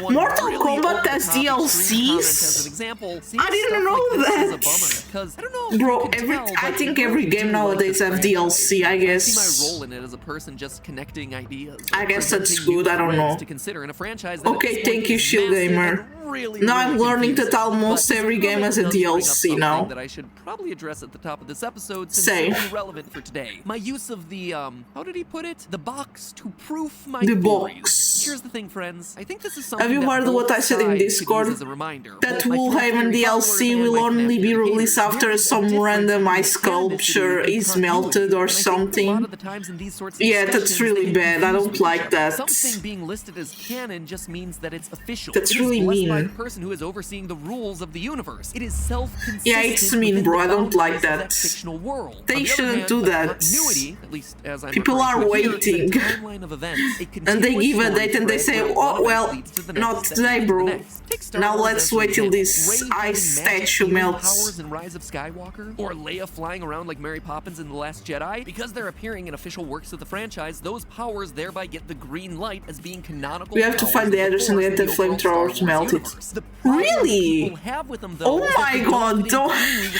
continuity that Poor was people, previously wait, established. If Force healing is in fact a thing, You then have to why hasn't it actually been do used that? to save literally anyone before this point in the series? Tell you what, it would have been really handy for old How Qui-Gon do you know Jinn where over it there in episode is? 1, but the fact Imagine remains, if they put it in healing the is middle now of a canonical Force power, forest. which means that the canonicity of certain powers is presenting challenges to the established continuity of events that came before. Now, this is where FNAF comes in. You see, you can have have multiple continuities all Yes, existing under the canon. same canon. Okay. And it appears That's as what though people this said is in how the FNAF franchise comments. is working. I The guess original novels and maybe the original games exist people. in an I alternate don't know, universe from bro. one another. Maybe they are separate continuities. it depends Yet what the they're game all developer deemed canon. said. This was all expressly You stated know? by Scott years ago. Quote, so yes, the If book it's is like in canon, a just like public the games are. place, That doesn't mean that they are I guess you intended to can fit do together that. two puzzle pieces. The book is a reimagining of the Five Nights at Freddy's story, and if you go into it with that mindset, I think you'll Time really travel. I have a enjoy it. better And idea. now, Time what I've been travel. trying to do with my theories, Where? and what I think some people on both sides misunderstand destroy is that I'm not the trying to use the books to the solve eye a statue. continuity. I'm trying to use the books Jesus. to establish a canon that will then allow us to solve a continuity. The books present us with themes, concepts, characters, and motivations in one continuity that can then inform our understanding of a separate continuity, or at the very least, give Time us travel in questions that we FNAF can is so ask weird. of Why that is it a continuity. thing Charlie now? being a robot in the books tells us that in the canon of the Five Nights world, passable humanoid robots can actually be a thing. So are there any characters in the games who this may or may not apply to? I don't know, but it's a question that we owe it to ourselves to ask because it's been established to be canon within this franchise. Do we know what these little pins are on Baby's design here in the game? I don't know. No idea. In fact, most people probably didn't even remember that they existed in the first place. But in the books, they play an important role. These are the things that allow Baby to transform into a human disguise. Now, What? is that Really? necessarily what they're doing in the game? No, definitely not. Is the best and likely only clue for what they really are coming from a separate continuity? Yeah, in this case, yes it is. This isn't us trying to shove puzzle pieces together like Scott warned us against. It's about seeing that in one puzzle, there's a piece that fits in a certain location. Okay. And in a separate puzzle, you have a similar piece that might end up acting in a similar Makes way. sense. And here's the thing, you don't have to take my word I like on any of this puzzles, anymore. so- Scott recently made a new post about all of this to clarify the situation. In response to the question of whether the lore of FNAF is solvable, he said this: all I can do is say that some questions will be answered, even if it may not always be the answer you wanted. Be patient. Let me at least say this: future games will look forward, but look to the novels to fill in some of the blanks to the past. So there you have it. A question, will FNAF ever end? Maybe FNAF will be infinite, I guess. But remember what franchise we're talking about here, friends. Messy and Complicated is like the formal first name that Five Nights at Freddy's never uses. Call it McFNAF. Messy McFNAF? Five Nights at Freddy's. The long and short of it is that when it McFNAF, comes to lol. this franchise, we as theorists have always had to be discerning over what clues are helpful and which ones are just red herrings. This is no different now. Back when we only had the games, we did it with the number of Foxy Toes and Yeah, Freddy they don't like Toes. Did purple missing guy as a button phone, mean I don't animatronic? understand. Sometimes yes, sometimes no. Now we just have to do it with time-traveling ball pits and sound illusion discs. And here's the last thing I'm gonna say on the issue, and hopefully it's the last time that I have to talk about it. At this point, where there's soon to be more books than there are Jesus. games in this franchise, take a minute to wrap your head around that one. To dismiss the books entirely at this point is just short-sighted. And I'm not just saying that because we're referenced in the new book Fetch. Yeah, seriously, we're in it. From page, well,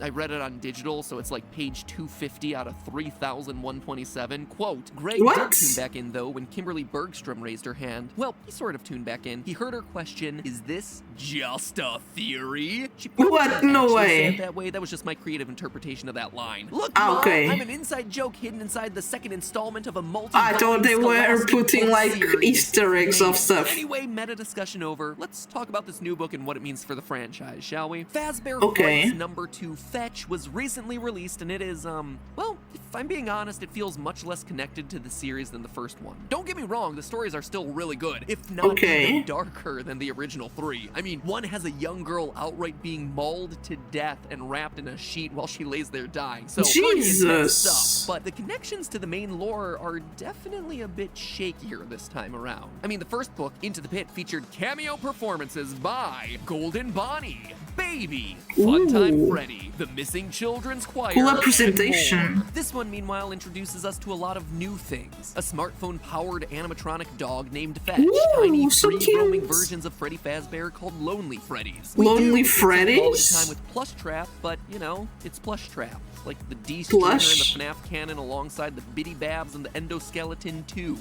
Is that a hot Aye. take? Did I just offend the Plush Trap stands? I mean, the run barely squeaked into Ultimate Custom Night as is. I'm just saying here, guys. Anyway, let's walk through these 3 new horror stories and what they mean for the franchise, shall we? Okay. Story number 1, Fetch. Greg and his 2 friends, Hattie, Haiti? And Cyril live near Olympia, Washington. Greg feels compelled to explore an old abandoned Freddy's restaurant where he discovers Fetch, a fearsome animatronic dog with sharp teeth and an even sharper understanding of texting lingo. Quote, "How long has this place been empty?" Greg asked. "Fetch looks like he's older than my dad, but smartphones haven't been around that long." And after getting scared out of the pizzeria, the dog goes on to fetch whatever Greg wants with increasingly disastrous results, killing a dog, ripping his uncle's finger off, and eventually retrieving his school crush in the worst way possible. What is this? That's creepy. But there are two big things to call out about it. First, it continues a theme that we're starting to see develop in these books. Kids are being drawn to these restaurants.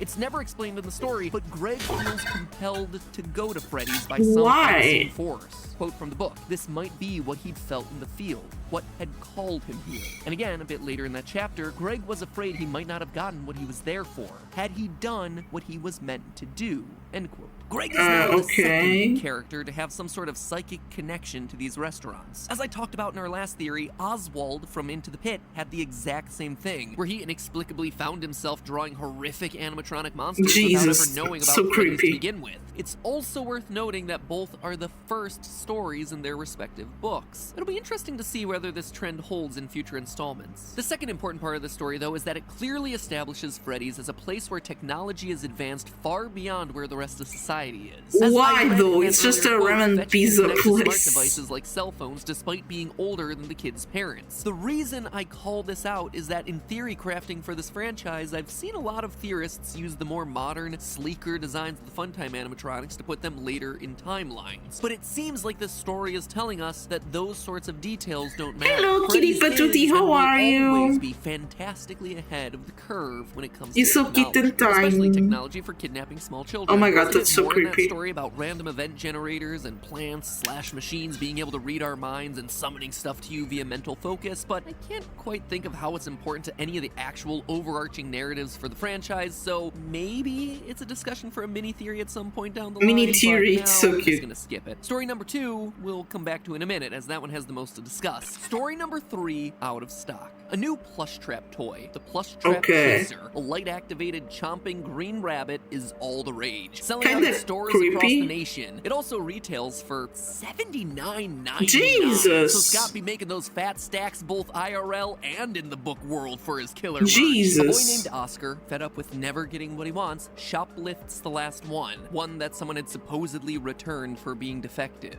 Quote, "Oh my god! Is it just me, or do the teeth look wrong?" Isaac pointed at the straight, slightly yellow, human-looking teeth that were visible What is this, bro? partly opened mouth. And what's with the eyes? He reached out and poked one of the cloudy green eyes. Ew. He whipped his hand back and flicked his finger. It's squishy. End quote. After a few days of it doing nothing, the plush trap oh my god, and terrorizes Oscar and his friends, chomping through the house's doors and garages, just trying to bite them. Their only protection is that plush trap. Good to see that stream only had a very minor case of severe crush. Over and over in his hands, and there in bold letters was a critical detail. It doesn't have a single crush now. Freezes in the light. End quote. A few hours and it doesn't have a crush now. Flashlights later, the boys destroy the monster at last by luring it in front of an oncoming train. Oh my god, Slay, I guess. First and most obviously, it explains Plush Trap's behavior in FNAF 4. He really is just a haunted toy that goes on a rampage and is stopped by the power of flashlights. So it's cool to make that lore connection with Plush Trap's original minigame. We also know, based on the story, that Plush Trap apparently has the ability to mimic voices.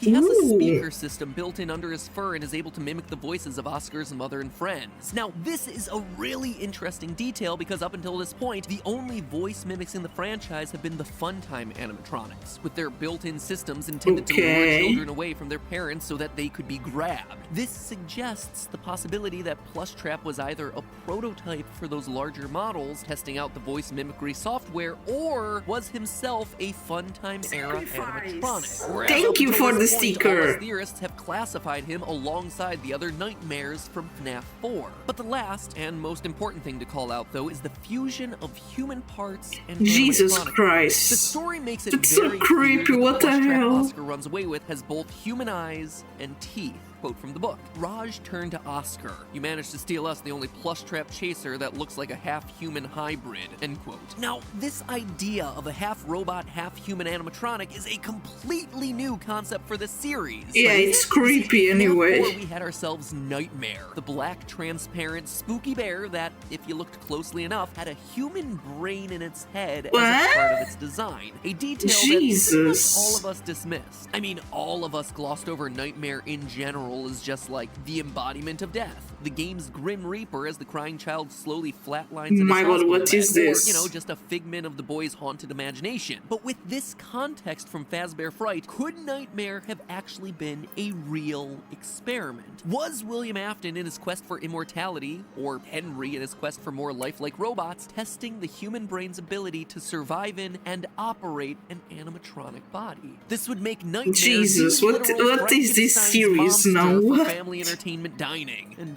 even though I say that jokingly, it's also something that appears in the Curse of Dreadbear DLC for FNAF Help Wanted, where we actively program a brain and insert it into Dreadbear's head before Hand Unit tells us this. Well done. It's time to introduce the creature to the kids for focus testing and troubleshooting. We know What is from the this? original trilogy of books that Afton was obsessed with recreating living metal just Funny like enough, I realized that Frederick sold the list that the robots are half human. It's just a funny small detail. All as potential experiments Okay. looking to do exactly that. Lastly, we come to story number 2, Clone My Wars. god, this is so My weird personal now favorite already. bunch. In this one, we have rebellious teen Alec looking to expose his goody two-shoe sister Hazel for the fraud that she really is. Oh Alec my in god, this story Slay, is I actually guess. a really He's played tragic as a character. joke. He's a teen Slay, who I acts out guess. because he's ignored by his parents. And the main reason he's trying to bring down his sister is because she is always the one who gets the attention. The two of them inexplicably team up to torment their parents in the lead up to Hazel's birthday party at Freddy Fazbear's, with Alec planning on double-crossing her the day of the party. When the day arrives, Alec's plan backfires. It's revealed that Hazel is truly just that pure and good of a person. It's No been Alec way. who's been the jerk pushing everyone around him away, thinking himself as the victim when he was actually making himself into the victim. With the parents just trying to cater to his needs and Hazel just wanting a brother who liked her. Alec runs off, ashamed of his actions, and hides in the storage closet. Just as he starts to make a promise to change for the better, he meets with a short little lonely Oh, so Freddy, cute. free-roaming 2-foot doll made to entertain kids that are ignored or forgotten about at parties. But things are never quite what they seem in Freddy Fazbear's Pizza. The cute little bear hypnotizes Alec and then body swaps with him, imprisoning Alec's consciousness inside the tiny bear body. Quote from that moment, there, sitting across the table from his sister and his parents, was Alec. It was the same rumpled t-shirt he'd thrown on that morning before the party, the same ripped jeans, the What same is this? Now golden curls, his light green eyes. Hey, Alex said, the voice in his head quiet at first, but quickly it was screaming, hey, that's not me! That's not me! His eyes, his stolen green eyes in his stolen body, gleamed at Alec. And then, fake Alec smiled. As Alec, trapped in the lonely Freddy, was carried away by a store employee, he saw fake Alec wink at him from the table before returning his attention to a smiling, happy family. Dark, Bro, no right? way. And Alec isn't What alone. is After this? he's puked on by one of the kids at the party, he's picked up and thrown into the dumpster, where he meets a couple new friends. One final quote. His fall was broken by dozens of plush bears that looked exactly like him. Dozens of discarded, lonely friends. Help! Alec thought he heard himself say. Pretty soon, it was every bear in the bin, their thin, muted screams for help swallowed by the metal. Bro, they were darkness and possessed, goo. bro. Alec and his new friends, dozens of the lonely ones. Ah, what a great closing line for that story. It is It's so depressing. What the heartbreaking to see hell? This misguided kid suddenly learn to love his family, only to have his chance at redemption ripped away by these animatronics. It is so sad as a story. True. But here's the thing. For as sad as it is, this story carries over yet another recurring theme that we're seeing develop in these books, that animatronics are stealing the identities of kids. In the first book, we got the story To Be Beautiful, where Baby steals the looks and identity of a girl named Eleanor. Here, we have ourselves another robot AI, this one housed inside the Lonely Freddy module, stealing the body of Alec. This, to me, is right in alignment with what we've been expecting from Vanny in the new FNAF game that's slated for release later this year. Remember, in FNAF VR, we hear the story of Jeremy and how he cuts off his own face in an attempt to reject the system taking control of his brain. And when we beat that game, it ends with Glitch Trap basically locking us away and taking over our body. We let him escape through us. But what we thought was happening on a small scale, one person getting taken over in one game, instead appears to be happening to kids in pizzerias everywhere. It's further evidence supporting this theory that I did on FNAF VR, where the story from this point forward is basically Afton creating an army, a cult, a bunch of brainwashed, or more accurately, body-swapped people hiding in public, hiding in plain sight, taking over bodies one by one. Kinda makes you wonder what FNAF 2020's got up its sleeve, right? But before we look forward, we actually have to look backward. You see, there's one last topic I'd like to explore with this final story, but it's a doozy. It's the parallels that this story has with FNAF 4. In fact, I believe that the Lonely Freddy story is it's so cute, the one of plushie. the longest-standing mysteries in this franchise, Yeah, and the also box. one of the strangest inclusions that we've never really had a solid answer for to begin with. And that, my friends, is the true story of Psychic Friend Fredbear. So cute. He's here, he's there, he's everywhere. Who you gonna call? Psychic Friend Fredbear. But in order to tell you why, so we cute. need a bit more time. So until then, my friends, there's only one last thing to say. Do you want to save money on pizza? Yeah, that's right. I want Freddy pizza. Fazbear talk has gotten me hungry for a nice old slice of pizza. Luckily, restaurants and food delivery are considered to be essential businesses right now, which means that you can still get yourself a steam and slice delivered right to your door by a service like Papa John's without breaking quarantine rules. But even Okay, better, you COVID can time, save I money guess. on that slice thanks to our sponsor for today's episode, Honey, a free browser extension that automatically finds promo codes and applies them to your cart as you check out. Now, let's just cut the usual ad banter and the character and just be real for a second. Times are rough. Many are losing their jobs right now. True. Many more are just without pay for the next couple of weeks. It makes saving every penny you can during this crucial period all the more important. And with Honey, you can do exactly that for free every time you shop online, saving everything from a couple bucks to, heck, a couple hundreds of bucks for larger purposes. True story, one of the members from Team Purist actually got married right before all this craziness hit. The groom bought wedding shoes from Cole Haan and saved $37.50 on his purchase thanks to Honey. His wife bought thank you cards. Yes, I know about that. Honey's a scam. This was years ago before they got it. That I know went directly to their like before this was before they found out. The long and short of it is that Honey saves you money on the purchases that you're making anyway, from sites like GameStop, eBay, Target, Papa John's, Humble Bundle, all without you having to do any extra work on your own. Not having Honey is literally passing up free money. It's free and it just installs in 2 clicks. Click number 1 down in the description to get Honey for free. Click joinhoney.com/MattPat, M-A-T-P-A-T. Then click number 2, just install. It is that easy. That's joinhoney.com/MattPat and then install. Stop throwing But money people ask Marco why he didn't accept that he was suspicious of it. Stay safe out there, guys. Guess Markiplier is wise. He's your buddy. When your brother is a jerk, he's your pal. When your dad is off at work, he won't leave you when you go get a bite. At least until the 6th night.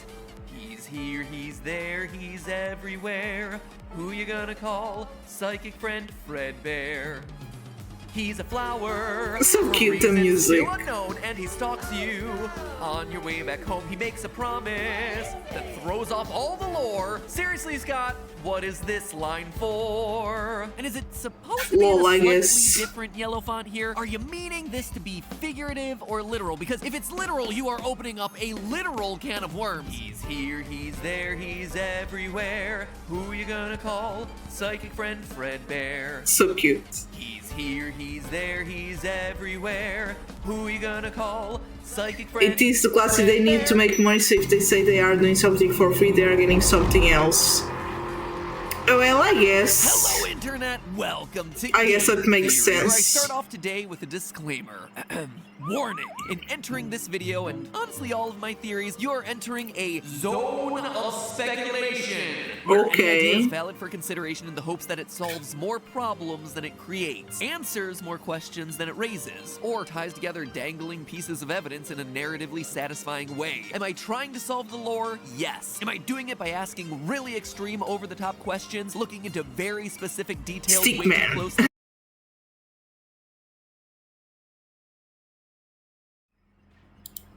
Closely, and more often than not, drawing connections between concepts that Thank you, connected at all. That's so cute. Absolutely yes. Side effects of entering the theory zone may include a blown mind, total and utter confusion, a deeper appreciation of your favorite franchises, fun stories to share with friends, a head full of random factoids that will at no point aid you in life, and disillusionment about human existence and our own place in the universe. Enter at your own risk. Disclaimers aside, okay, I guess. Is a tricky also 75 follows. A good theory is one that thank you, a creator, you're cute and adorable. Also, thank you for the cute exclamation points, Snowfalls. Thank you for the cute dinos, Kitty Patootie. The stuff that we're given, but not so far past that you're overreaching or making baseless claims. And all of that why is there the sense? Story. A story that stays true to the franchise that you're talking about while not being afraid to take that known story in new, often riskier directions. 55 more for still 100. True, like that's true. Fiction, just, you know, with more thank you so much, everyone. Less aggressive. What is that? A lot less aggressive cuddling than some what of the is that? That's so I've bad. been exposed to over the years.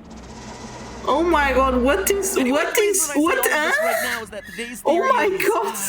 How do I put it? It's one of Jesus Christ. Like, there are some theories that are rock solid. There's some really strong evidence in the game, and it's supported by stuff that's been said by the developers or creators. Then there are others that require a bit more creative license, where the connections are there, they might require you to squint a little bit, or just, you know, have fun with it. We don't look at that fandom. Thank you, Noifals. I don't think I want to look at that. That's crazy. Fetch, Book 2 of the Fazbear Fright series. You see, last time I mentioned this, Fetch was recently released, and it is, well, if I'm being honest, it feels much less connected to the series than the first one. The connections to the main lore are definitely a bit shakier. This one, meanwhile, introduces us to a lot of new things. A smartphone-powered animatronic dog named Fetch, tiny free-roaming versions of Freddy Fazbear called Lonely Freddy. And that felt weird to me. The story of the first book felt very connected to established characters, from Golden Bunny suits to shape-shifting baby to Funtime Freddy. So why was this just a new name for games like Portal Golf Sleep featuring text too? What's the name? Especially considering Scott had just posted couple slop. Oh, come on, it's not that bad. Collection of stories might be trying to fill. Something clicked. It's not slop. There's a chance that one of the new inclusions in this book is actually something that we've known about for a long time. An oddball character that's confused us and stymied our theories for years. I believe that there's a chance that you're adorable. Lonely Freddy's may actually be the real identity of FNAF 4's psychic friend Fredbear. You remember that plush doll from FNAF 4 with the living eyes that tracked your movements as you walked around the room? But I do agree with the first half. The thing that could couple. actually read the crying I agree too. Mwah, mwah, cutie patootie.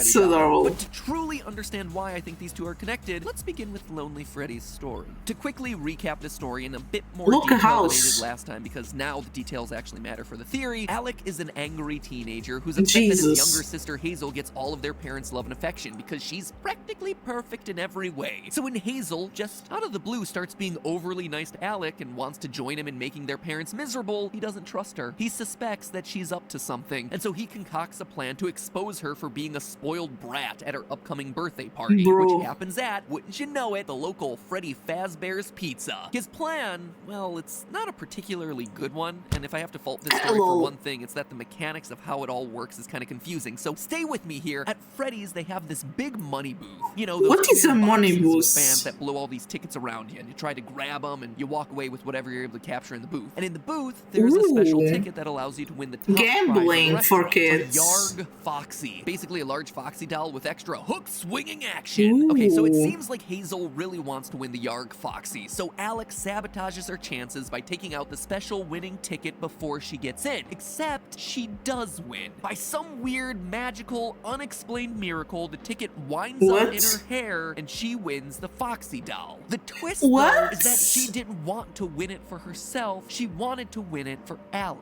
You see, Alex secretly loves Freddy's Pizzeria, but he never so gets to have his cute. birthday there. And of all the characters, he loves Foxy the most, even pretending to be Yarg Foxy around the house when no one's looking. But when Hazel so tries to give it to him as a sign of friendship, as a way to try and finally make him happy, all it does is infuriate him. Once more bested by his perfect sister, Alec loses it, he rips the Foxy doll and runs off to the storage room crying.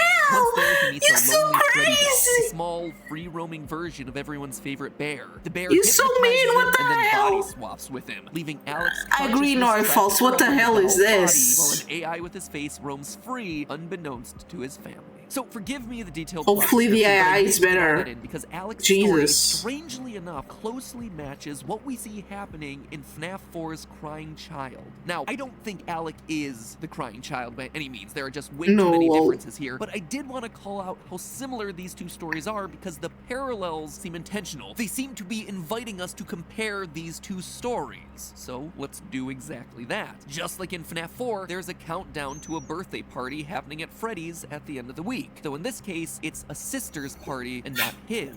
Speaking of the sister, Alex's younger sister Hazel is described as being cute and perfect, with a lot of emphasis being placed on her green eyes and her curly yellow hair. An important physical description considering Elizabeth, the girl who would go on to possess Baby and who we assume is Crying Child's sister and owner of this room in FNAF 4, is also blonde with green eyes. In fact, eye color is brought up a lot. An unusual amount throughout the Lonely Freddy story. Quotes like this: Alec had never noticed the bear's eyes before. Had they always been that blue? And again, its eyes were as blue and deep as an ocean trench. Over 13 times are eyes in this story qualified by their color, which is worth noting considering that a lot of the other short stories thus far in Fazbear Frights have had themselves pretty sparse character descriptions. But this one, for some reason, really chooses to emphasize the fact that Alec and Hazel have green eyes and that Lonely Freddy has blue eyes, which, if you have an obsessive level of knowledge of the series, should ring a few alarm bells. In Sister Location, eye color was a huge deal, so much so that I did a whole theory about it back when Sister Location came out, where the baby animatronic had blue eyes until she scooped Elizabeth and her eyes turned green.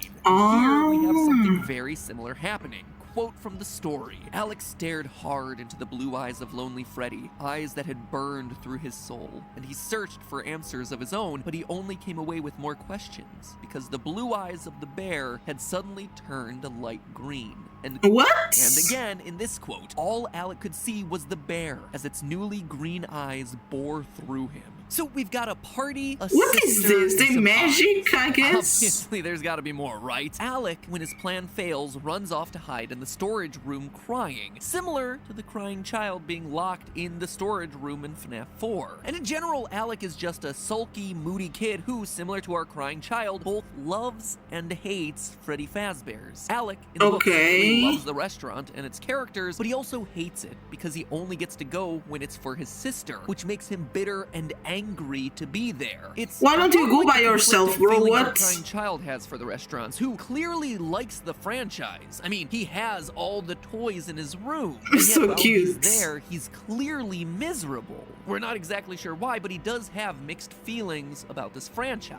Kind of like me. That is #relatable. I feel seen, crying child. But to me, one of the most telling connections between this story and the game is the Yarg Foxy toy. When Hazel tries to get Alec freaks out and rips the toy's arm off.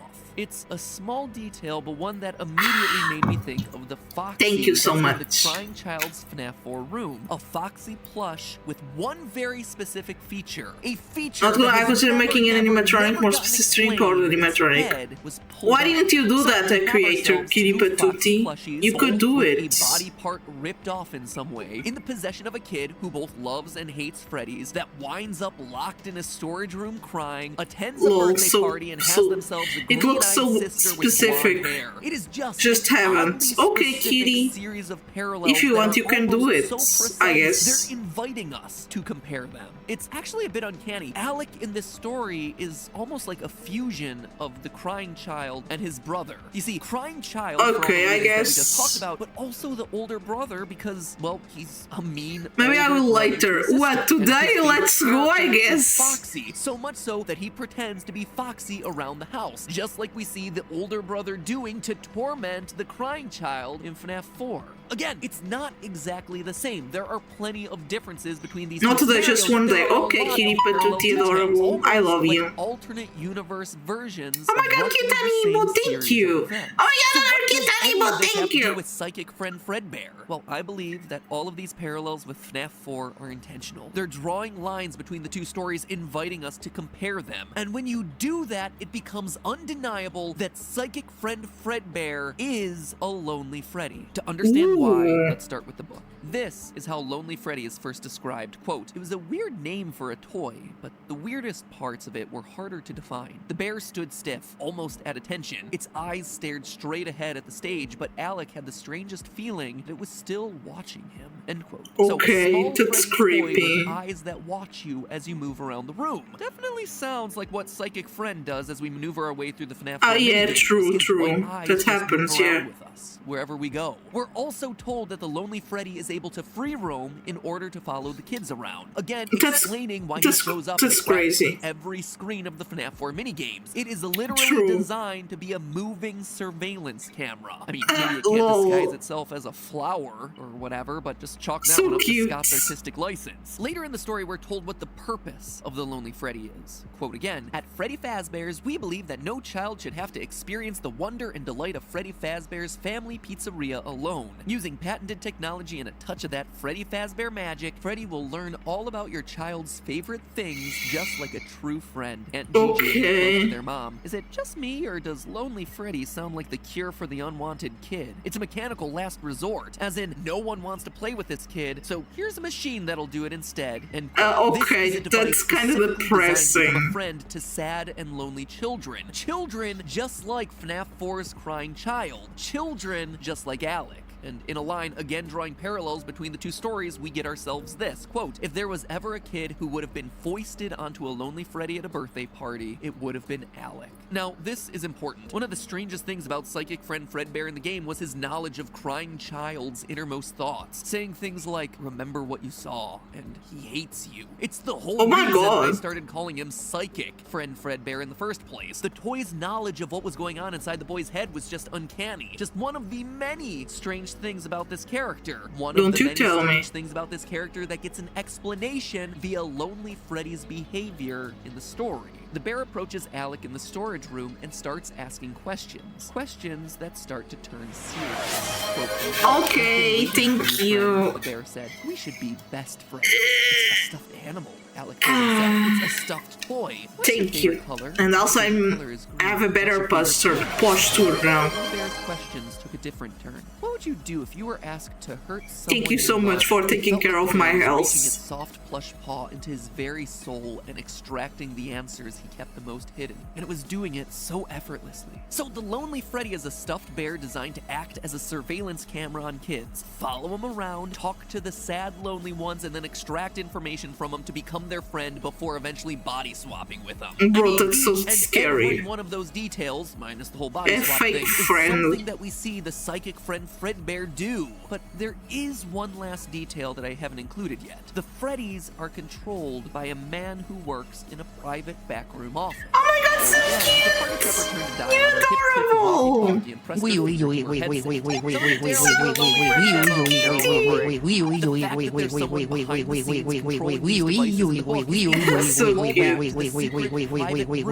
You're adorable, oh my god.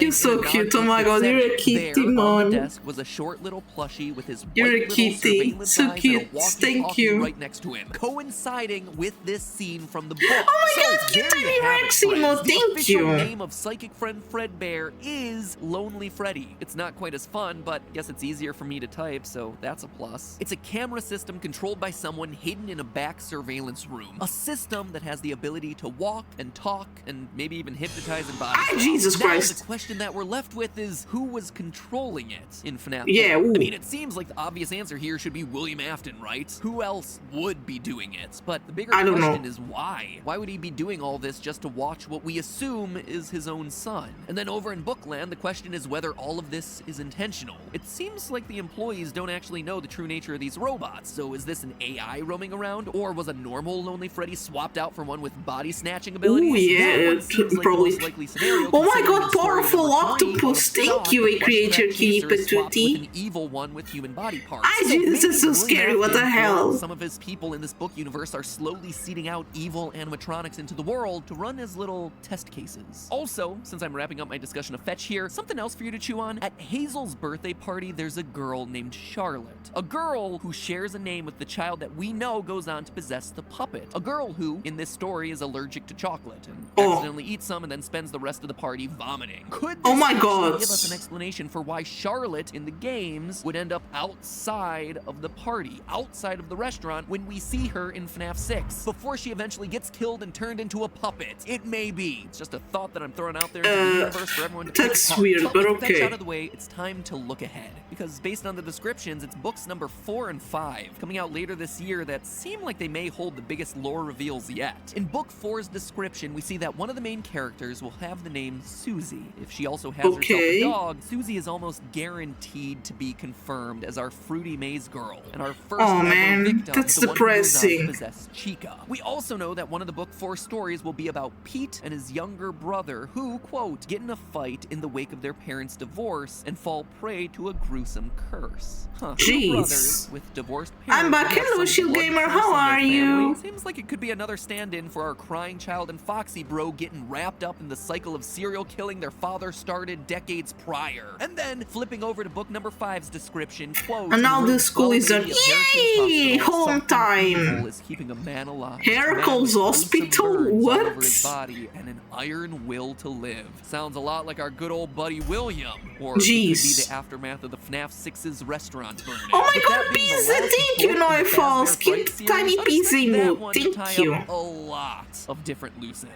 I Speaking love of loose pizza. ends, by the way, Pizza hey, is that good. why this show exists, to get rid of narrative I loose ate it ends, yesterday, tie 'em up, put 'em pizza, I neatly guess. I and don't organize remember. back on Yes, the I shelf. ate it. So you know what I really appreciate? What doesn't have loose ends? Wireless earbuds. No wires means no obnoxious tangling, which in turn means less stress. Bro, I And it is a prefer very stuff stressful with- time right with now, so I'll take wires. less stress anywhere I can get Don't it. know If you wanna why. give yourself some top quality stress-free earbuds, You're then I also cute in recommend the our chat. sponsor for today's Amazing. episode, Raycon. Let's be honest, we're all stuck in close quarters these days, which makes privacy hard to come by. If you want to listen to a video in private, it's hard because someone's always nearby. If you want to listen to music while you work out prefer in your wires room, too, thank someone is you. right there trying to work. I don't and know your why, I music is just bothering prefer. you. It's times like this where having a quality set of earbuds I don't really have to helps. be You get to always listen to like. what you want, I as like loud as you headset want, more. while True, I still being use respectful of headsets. everyone Headsets are more around you. comfortable. And the Raycon With Everyday wires E25s too. are the best choice for all of You your know, listeners. imagine it's First and kinda- foremost, they're half the I'm price kinda of any lazy other to be premium wireless always earbud out there, which, I gotta say, being is like incredibly important considering how charging cheap and money stuff. is right now. If it But doesn't even though they work, cost it's because the less, wire that no doesn't mean that connection you're issues. sacrificing on their quality. The everyday E25s have more It's bass, they Mortal have more fun Kombat, colors, they have don't a you full worry. 6 hours of playtime per charge, meaning that you're Yeah, spending more time sometimes listening you know and if less it's off time the with them being wire. stuck in a charger. And at this point, as I literally pace aimlessly from room to room in the house looking for stuff to do, I just really appreciate the fact that they're the shape that Bro, fit I and could stay in your literally ears, play not fighting have to games. How you constantly can? You're not a adjust fan them. of that. Short, if you want portable privacy in these very claustrophobic times, Raycon delivers big sound at a not so big price. Plus, if you click the link in the description right now, you get 15% off your order, making that low price even better. Okay, you Like I don't said, like link is down below. Mortal Get Kombat 15% off your specifically. order. And now, In 2 hours. do some more aimless wandering. Kitchen, here I come. But hey, that's just a theory. A game theory. See y'all next week. In 2 hours, don't worry. Is there room for one more? Can I come home with you? Let me come What is happening? I'm going to Paris a week before summer. Oh my god, Neufels, that's so slay. Hope it's cool. What is that? What is this? one more. What is happening? What is this? Oh my god. Internet. Welcome So creepy. to Book Theory. Because if you have Book one Theory. moderately popular indie smash game in your franchise, chances are you also have yourself a 10-installment book deal. That's barely an I hope exaggeration. Paris is so Bendy the good. Ink Machine Book 3, Theory, with I more guess. promised on the way. Hello Neighbor Voice chat 6. Heck, it's time a surprise that Baldi's is Basics doesn't in have an entire 2 trilogy dedicated to the hours. horrific backstory of the Jump Rope Girl. No joke, at this Baldi's point in my life, Basics. I'm reading more video games than I'm playing. But of course, today Reading. we're not talking Fallout about any has a of those lot other of reading franchises. too. We're talking about the Grandpappy, the one that paved the way Grandpappy? for all those who would dare to follow in its footsteps. 5 Nights at Freddy's and its 8 books, as well as its 2 graphic novel reimaginings of the first 2 books. But here's the best part, Jesus. dear friends. True to this franchise, the books were supposed to end at Fazbear Frights number 5. We're currently at Fazbear Frights number 3. The end was in sight. Do you That want was that? gonna I be can it. do that if was you the end of the stream. line. Mystery over. But oh no, my friends, of course not. Now there are 2 more final installments announced. More 2 just like books. every game Jeez. after FNAF 3. I used to joke that the fan was the scariest part of this franchise. Oh no, not anymore, dear theorists. Now it's multi-platform merchandising.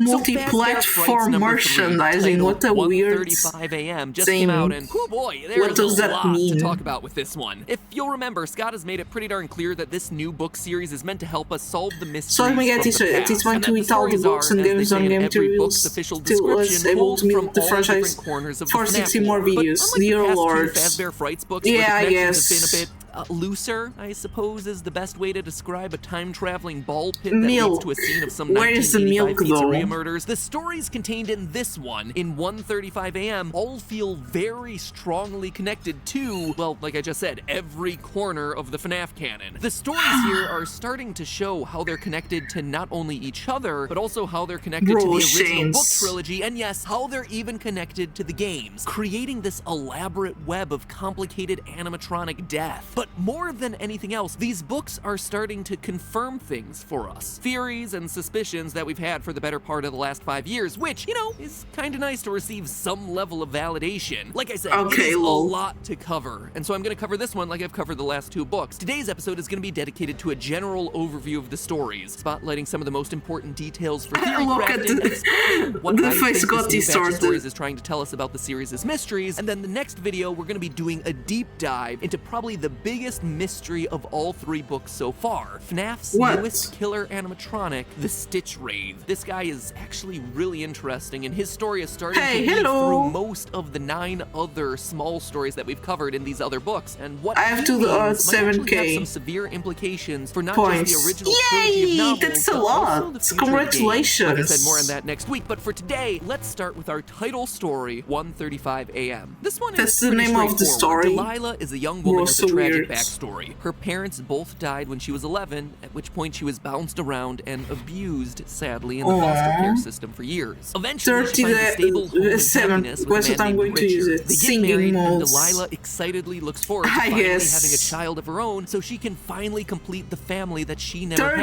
had. Oh my Everything god, is they going created great your in her life rash. until Richard divorces her. Now she's alone and sadder than ever. And then she dies, trapped in a ventilation shaft after being tortured my by god, the that's so embodiment of the scary. child that she never had. Children's entertainment, ladies and gentlemen. Okay, My so god. I may have skipped a few steps there, but it's roughly the idea. One day, Delilah finds an animatronic doll named Ella at a garage sale. A doll that reminds her of the child Make her that she exercise always and drink dreamed of water. having. Quote, with He brown already curly did. hair, big dark eyes, and plump But he pink can cheeks, make the more doll if he looked almost wants. exactly like the baby Delilah had envisioned having someday with Richard. She'd been sure that she was going to be a mother, so sure that she'd named the baby before the baby was even conceived. Her name I'm would going be with Emma. all I could Delilah give reached you a for the drum. tag that hung on the doll's Sorry, wrist. lol. My name is Ella. Ella. So close to Emma. Delilah felt an odd tingle slither through her body, end quote. She buys the doll, in part because it reminds her of Okay. her almost never child, and because it has a built-in alarm clock. Emotionally scarring with a side of functionality, just the Oh, way I I like it. guess. Anyway, she sets the alarm inside of Ella for 1:35 p.m. to help wake her up for her shift at work. But the alarm doesn't go off, and just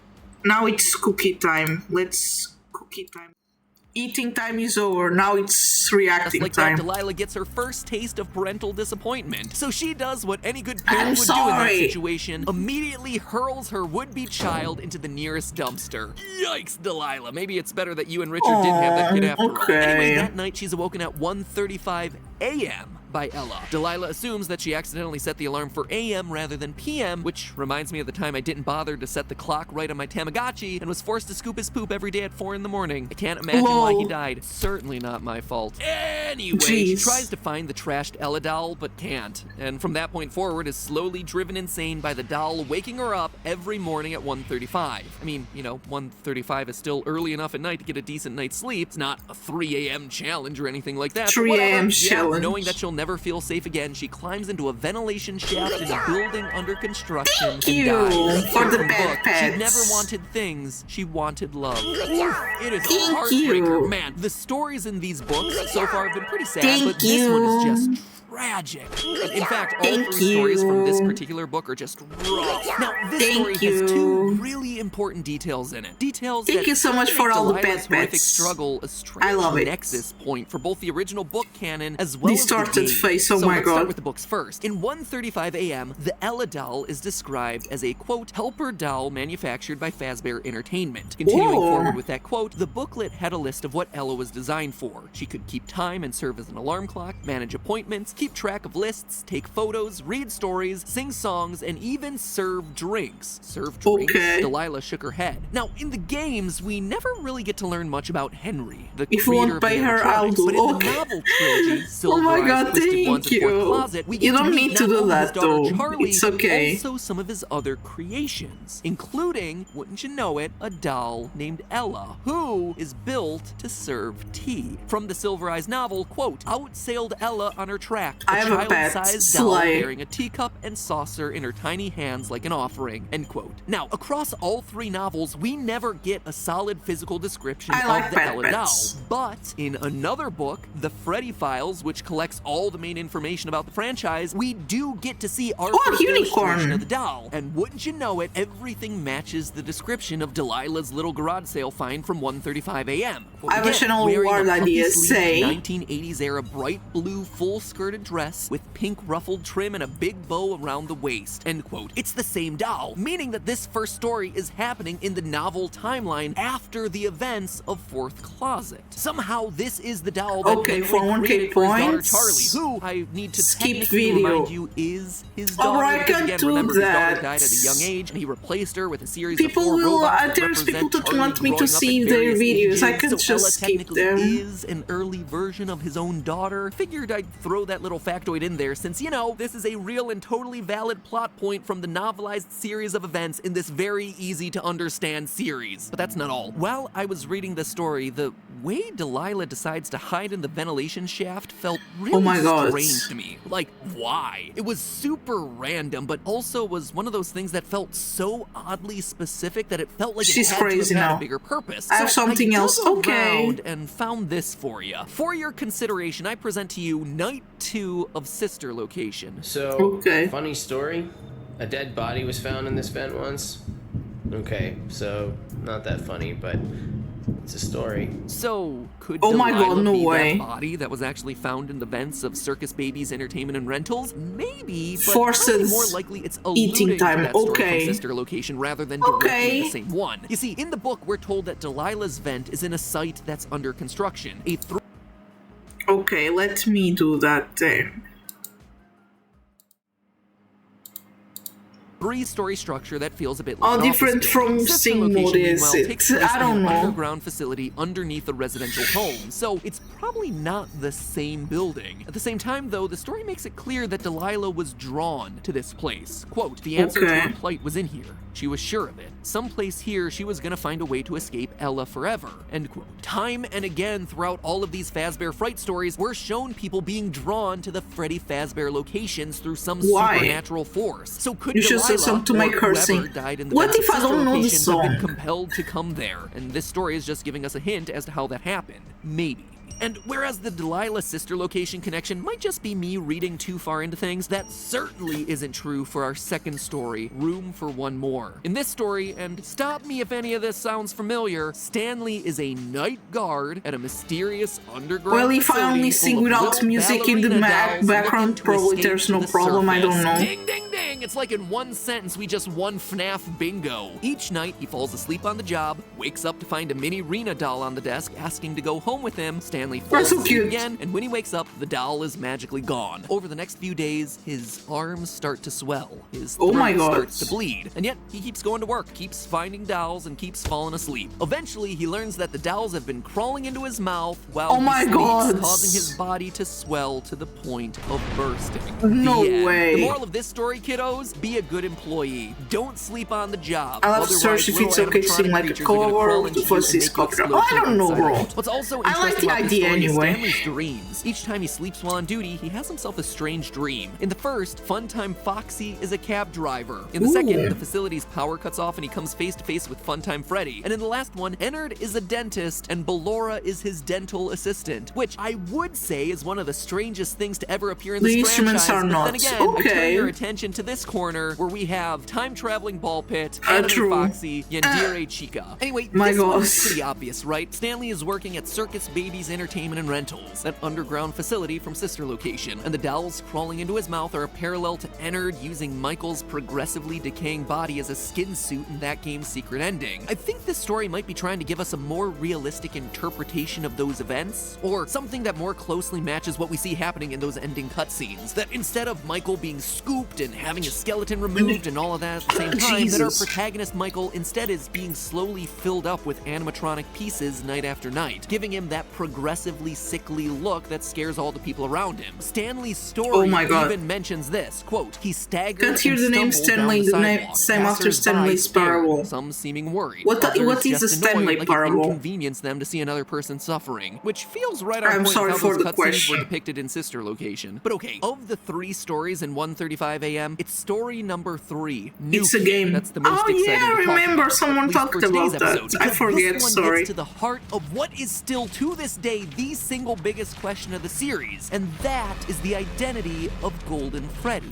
Let me tell you, Stanley I thought Parable. we had this one pretty Yes. well nailed down, that it was Cassidy, aka the vengeful I sometimes spirit from forget Ultimate stuff, Custom I'm so Night. And sorry. yet this story, well, it causes me to question a few things about our If you want, you conclusion. can stream First, it, yes. Let's go through a quick summary. Devin is a 9th grade social loner alongside his only friend Mick. One day, a new kid in school named Kelsey shows interest in spending time with the two of them. Kelsey is good looking, he's charismatic, he immediately attracts the attention of all the cool kids in school. And even though Ooh. Kelsey, Devin, and Mick Why? all get along as friends, eventually Devin gets jealous of Kelsey. Because Why? Kelsey has everything that Devin wants. And so to get some revenge, he lures him to an Deluxe abandoned Freddy version, and restaurant you can well watch. forgotten Okay. outskirts of the town. Deluxe His plan is to version trap is so Kelsey in a slight. spring-locked suit for a few About hours the music, to scare say. him, but, well, you know what's gonna happen. The sheer mention of spring-locked suit immediately gives you a spoiler alert as to what's gonna go down. Kelsey puts on the Golden Freddy suit and gets skewered alive. Ay, Jesus. The blood saturated the bear's matted fur in seconds and began pooling on the floor. Devin stared at the moving blood. It looked like it was a living thing. A thinking red liquid lake stretching out. End quote. Mick and Devin leave Kelsey for dead for fear of Devin getting in trouble, but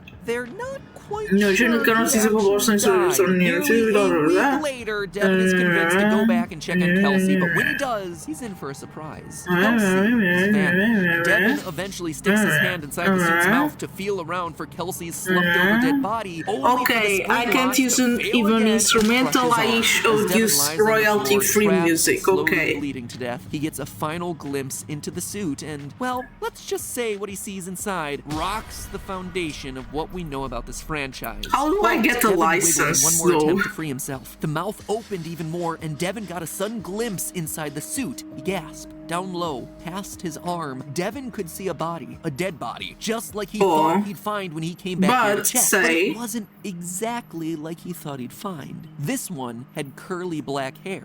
The body in the suit wasn't Kelsey. Now, there's a lot. Let's get in of weird contact with things the about this story publisher. that I Oh my don't god, no, I'm have not gonna do answers that. for, but I do have some thoughts I about. don't want First to do and that. foremost is the ending. You see, the book doesn't end with Devon's death like you would expect. It actually continues to a final scene with Kelsey, alive and well, as the new kid at school introducing himself to two boys. It seems, at a first reading, like this should be a flashback to when Kelsey first meets Mick and Devon at school. Like, So, this was the royalty-free music to multiple of their deaths. But it's and not. stuff, This okay. is Kelsey at a new school meeting two new boys. In the story, Mick meets Kelsey first and then brings Kelsey over to We meet can Devon. sing without instrumental, bro. You just use a random music as backgrounds, free one. School, and the two boys Kelsey introduced himself to are less social outcasts like Mick and Devon, and more like You could try that. We're expressly told that the boys are snickering at the passing kids. Even Kelsey's first line to them is different. It implies that Kelsey has somehow lived on after his supposed Springtrap death in Golden Freddy. And now Do you have a he's the VR new headset? kid at No, yet bro, another I new still don't school, have that. I'm introducing himself sorry. to two new kids. And the way that this final scene is written, with One Kelsey day I will get scoping it, out don't two you boys worry. from afar before he approaches them, it But feels I have like to be he's really actively careful. targeting loner kids You want to make one? friends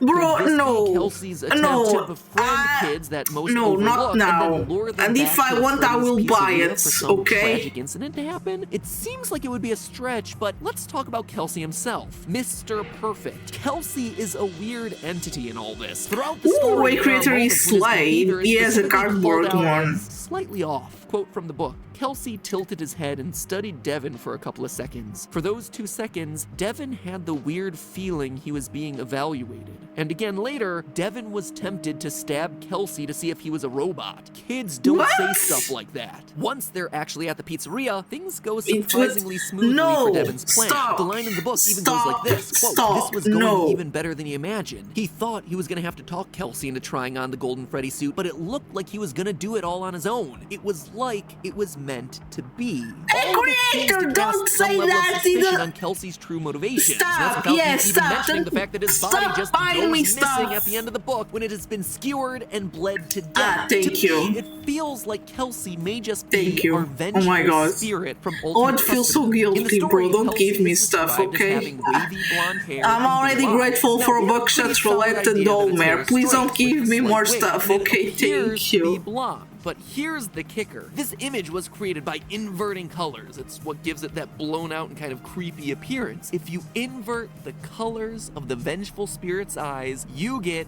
blue, Ooh. just like Kelsey is described in the book. My And it God. fits the idea of a vengeful spirit. What if A I'm not kid choking by her angry one? about his Oi, own creator, death, you perhaps know. in an accident, like we see in FNAF 4. Why or would you in do this that, particular story, even? looking to get I only have revenge 280 on other kids bucks. who are similar to Keep his original those killers. bucks He goes for from yourself, school to school, Shield Gamer. presumably Don't ones near spend Fazbear locations, that to on me. somehow Thank trick you. kids into You getting also killed have by stuff the to do. suit.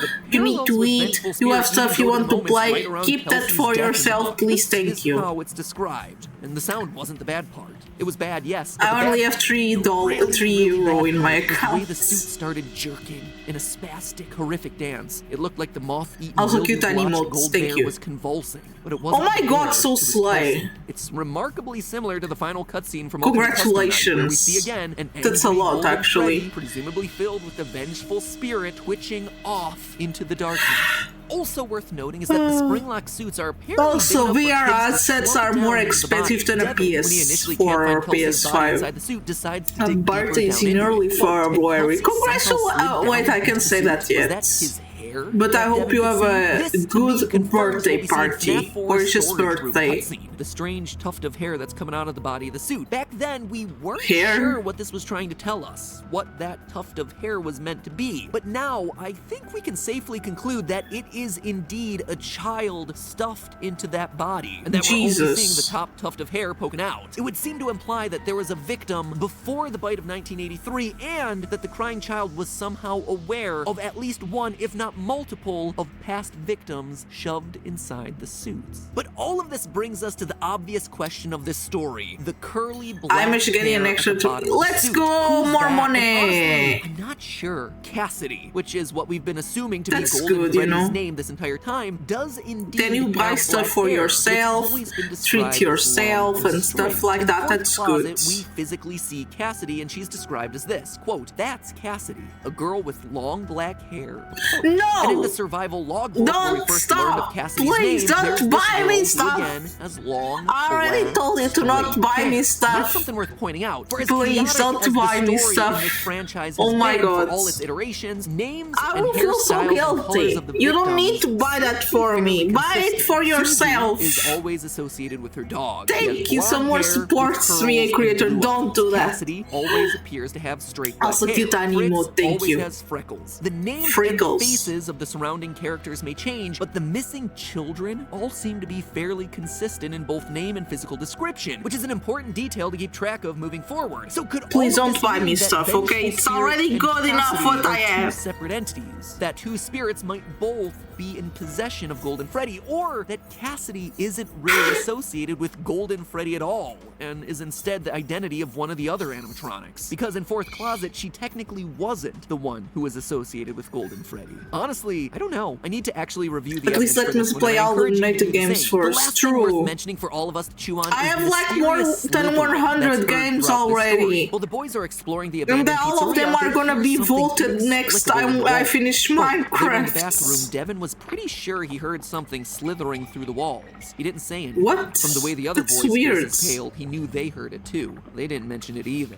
It's never mentioned again. Nothing ever comes of this strange little Bro! detail, but it's clearly important because more Okay, I inexplicable guess then. strange sounds come from the Freddy torso after Kelsey dies. In a later Hey, quote, creature kitty Julie patootie, do you tried mind to me? ignore the Do you fact mind that at the all scuttling after sound was coming from the bear's Ultra Kill Now, collab this is playthrough after we Kelsey play has already Dolmer? stopped Like you squirming and watch me twitching. So play again, and we're talk left and with some stuff? mysterious Or do you force want to do moving a around in the voting pizzeria, stuff? creating these Or sorts do you of have sounds? another Is it idea? Bernard? Is it the Stitch Wraith? Is it something I else? got Like home, I but said, my mother remembered lots to get chew on bread.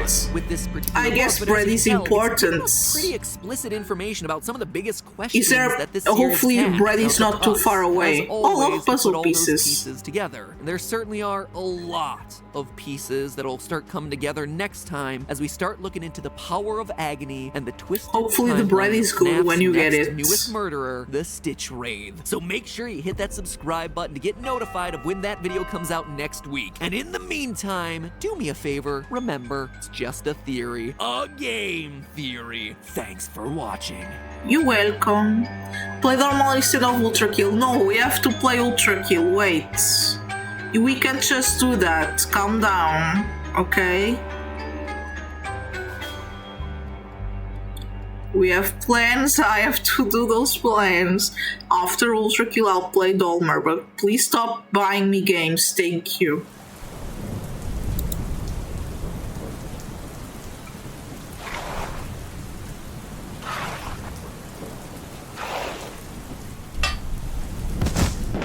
Oh my god.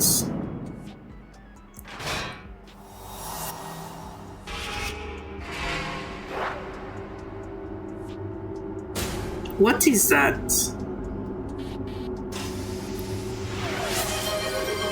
It's alive. It's Hueso, alive. play It's Dolmare instead of Ultra Kill Kill. Options 1. Yes 2. No. I'm sorry, I have to finish that. Hello, Internet. Welcome to Game Theory, where today I we're have to covering play the Ultra scariest Kill, topic then in all I'll of FNAF play lore, Dolmer, don't the you worry. timeline.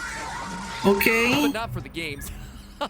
Oh, geez, no, I hate myself, but not that much. Whew, I'll probably have to do that at some point down the line, but not today. No, what we're covering today is a different timeline. You see, there's a new But what monster about afoot in the democracy? FNAF universe, a killer that has horrifically taken the lives of nearly a dozen Bro, people. next time I'll do a killer has voting. yet unseen Don't you in the worry. games, but one who will after today's I don't know theory how to provide get us your with points back. Oh my god, Jesus Christ. Don't be mad, please. and how ghosts can possess endoskeletons. As I said, he hasn't been in a game yet, but I have a feeling he'll be showing up soon, maybe as soon as the new game's security breach. But in order to know for sure, it's our job to track his movements, to understand what his goals are, and where he's headed to next. You see, last FNAF Theory, we did a surface level analysis of 1:35 AM, the latest installment of the Fazbear Fright series, and boy was that one a biggie, with huge revelations about sister location, ultimate Also puzzle tiny events, so cute. vengeful spirit, and the real identity, or should I say identities. What do you mean you got cut off? And looking back, since the Fazbear What Fright books became a happened? thing, I've done 5 theories on covering the many what do you connections mean? that they have to the various facets of FNAF lore, from new strings of murders happening in 1985 to the true identity of psychic friend Fredbear. But despite all of this new FNAF talk, there's been one element I've largely been glossing over: the Stitch Wraith. What means cut off? Any of the installments of the book Like, series yet, let me catch there you up. was The another true book something? contains 3 short stories, right? That's the selling feature. It's what's advertised. I tried to find a way to get the points back, but I couldn't. Like 3 1/5 stories. You see, each one ends with an epilogue, our little MCU post-credits teaser, giving us Oh my god, a Thanos piece has of yet blue another eyes. story, the tale of the Stitch Wraith, a story that appears to be spanning out across the ending of each and every book in this new series, and that alone would be pretty darn cool, right? Also, it's a brilliant marketing tactic to keep us buying more just to see the end of this thing. Slow clap, Scott Coffin. Slow clap. But 3 segments in, and it's becoming clear that the tale of the Stitch Wraith isn't just another horror tale. It's instead a running thread throughout nearly every other shorter story that we've been reading through, which in turn seems to connect it both to the original trilogy of books as well as even the games. So Why? in order to understand what this thing is and where No, the let lore it is be. headed, it's time to go Come Easter on, egg hunting please. for a monster. Now, admittedly, my first theory on the Fazbear Frights books briefly covered the Stitch Wraith, and back then I assumed he was Ennard. The Wraith was described in that book as a mysterious figure wearing a black cloak and wearing a white mask with features drawn in thick black marker. The description specifically calls out his 2 eyes, one of which appears to be blacked out, a big toothy grin with a blood around mouth, and a limping or shambling walk. White mask, blacked out eye, shamble, shake. It seems like a slam dunk for Ennard. However, the epilogue for 1:35 a.m. threw that hypothesis out the window, as it Okay, I revealed guess exactly how I'll the do Stitch that. Wraith was brought to life. A process that actually reveals a lot about how this series' mythos works. In this epilogue, we're introduced to Dr. Phineas Taggart, not to be confused with his friend Dr. Ferb Fletcher. I'm still Phineas not is a finished, bit of a wait. mad scientist type, studying the untapped power of human emotion. As he says himself, quote, "Human emotion is slower to impact, more insidious. It emanates from us, or is excreted from us like sweat or tears, and it wafts outward like a noxious cloud soaking into the surroundings." Thank you. In particular, his research is centered around the intense emotion of agony. In order to study it, we see that Phineas collects hundreds of haunted objects to search for this emotion trapped inside. Again, from the book, the word haunted could mean showing signs of torment or some kind of mental anguish. These items on Phineas's shelves weren't possessed by ghosts. The ones that were truly haunted were energized by agony. Agony, I'm convinced, radiates farther from people than any other emotion, Phineas said. My work is focused on my hypothesis that you can take a saturation of agony, add any sort of intelligence, even an artificial one, What is this? It's a recite? to transmute the energy of emotion into the energy of physical action. This, I believe, is what explains what people call haunted objects. And Haunted already you might be objects? starting to see how this all ties into what we already know about this franchise. In FNAF 6's Insanity ending, we were introduced to the blueprints outlining how the sister location Scooper worked, and it was, well, it was not what we expected, to say the least. Through those blueprints, we learned about the mystery metal called Remnant, and its ability to supposedly give life to objects that it touches. The novel The Fourth Closet took it one step further and showed us the Remnant metal being created and used. In that story, we watch as William Afton melts down pieces of the old animatronics, creating a remnant soup that he then uses to give life to new living robots, specifically the Funtime animatronics. Quote, "On the heating table rested the endoskeletons of the original Freddy's animatronics, welded and melted together, immobile and featureless, and still inhabited by the spirits of the children who had been murdered inside of them so many years ago, still full of life and motion and thought, all trapped, all in terrible pain." Usually this goes into something mechanical, something I made, William said. If we remember back to Candy Cadet's stories of 5 things always becoming one thing, 5 kittens getting sewn together, Oh, come on, poor 5 keys kitties. melted down into one, this is exactly what those stories were referring to. But Phineas's experiments in 1:35 a.m. actually take it one step further and give us more insight into the true nature of Remnant. Things that are brought to life via Remnant aren't necessarily infused with a soul, but instead with agony, Oh with my God. intense human emotion, with extreme human suffering. This This is Aw. important because it means that characters Why? like Balloon Boy, the Bitty Babs, and the Mini Renas and Sister Location, heck, even animatronics like Mangle don't necessarily need to have actual victims associated with them. We used to look at solving the mysteries of this series as having it be one-to-one all the time. Susie equals Chica, Charlie equals the puppet, Cassidy equals Golden Freddy. But what we're starting to learn is that there are other ways to bring things to life in this series, that some animatronics may contain multiple souls, like we talked about last time with Golden Freddy, and some might not contain any souls at all, as long as it always Hello, ties how you back to some doing?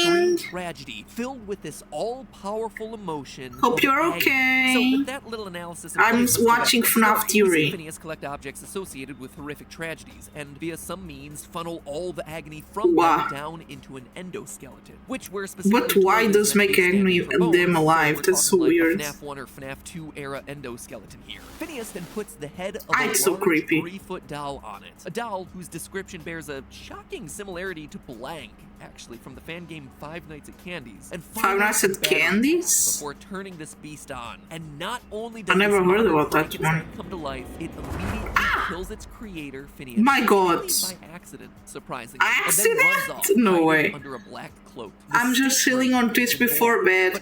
Oh, that's so cute.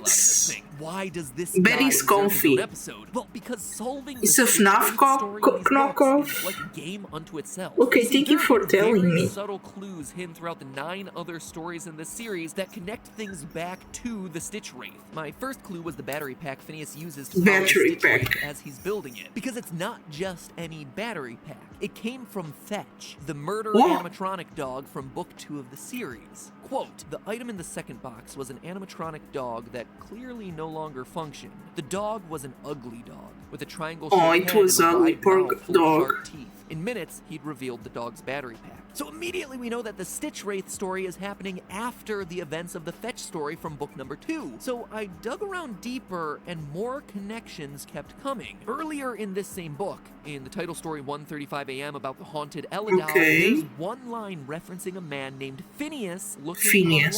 online for a particular toy. Quote again, one of the searches for special Ella doll led her to an online ad posted by a user named Phineas who was trying to find one of the dolls. His Phineas ad AMD referenced the Ferb. special Ella Ah, doll Phineas and said he wanted Ferb, to you premium mean? the doll. Yeah, that was a show. It was kind of cool. I like the platypus. 7 seem to tie back to the Stitch Wraith. How was it called? The A rough timeline of platypus? events. So bear with me as Barry. we go through this. Barry We was know that cute, 1:35 yeah. a.m. and Fetch must come first because Phineas is alive and looking for the Ella doll like I just mentioned, and the evil robot dog has just started his murder spree. From there comes The story we just platypus. covered, Yes. 3 and the Stitch Wraith's Phineas and creation. Ferb After have that, a he platypus begins to roam called the city Barry. collecting body parts for some purpose. Barry the You may remember platypus. book number 1 Yes! story to be beautiful. Barry the With baby acts platypus. apart a human girl Barry named so Sarah cute. in order to steal her identity. Sarah is rebuilt out of junk only for her to Oh my fall God, asleep again. Jesus. Well, in epilogue number 1, we hear that the Stitch Wraith was seen collecting those junk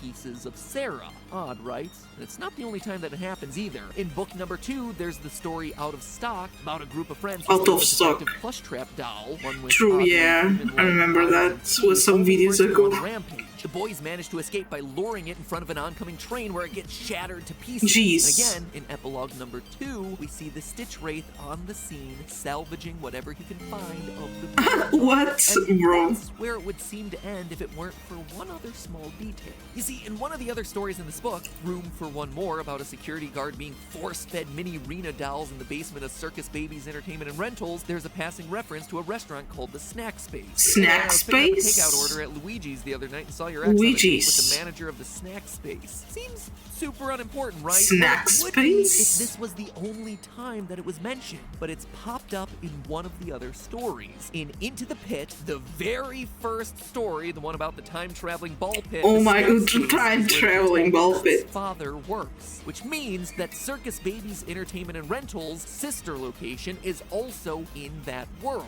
which in turn connects Ooh. it to one final story, Count the Ways, where we see an old, broken Funtime Freddy planning to execute a girl trapped inside of his stomach. And while these aren't necessarily Oh my god, tied that's to so the Stitch creepy. Wraith, it certainly feels like at some point FNAF is all really of the creepy. stories will come together, as though we're working on chunks of a larger puzzle. Ooh, We've got puzzle a big chunk over pieces. here, that's the Stitch Wraith connections, and a big chunk over here that's all connected through Sister Location and the Snack Space, and then you have a few other random pieces over here, and by the end I expect all of them will come together. So assuming that they are all connected, the timeline seems to go like this. Lonely Freddy, the story about the kids getting mind swapped with mini Freddy dolls, has to be first, because it's Yeah, the timeline on this, I think it's kind of confusing right now. locations are open and ready for business. At some point, Freddy Fazbear's closes, leading to room for one more about the underground facility filled with mini arenas hoping to escape, which would parallel what we hear in Sister Location. Due to the massive success, and even more so the unfortunate closing of Freddy Fazbear's Pizza,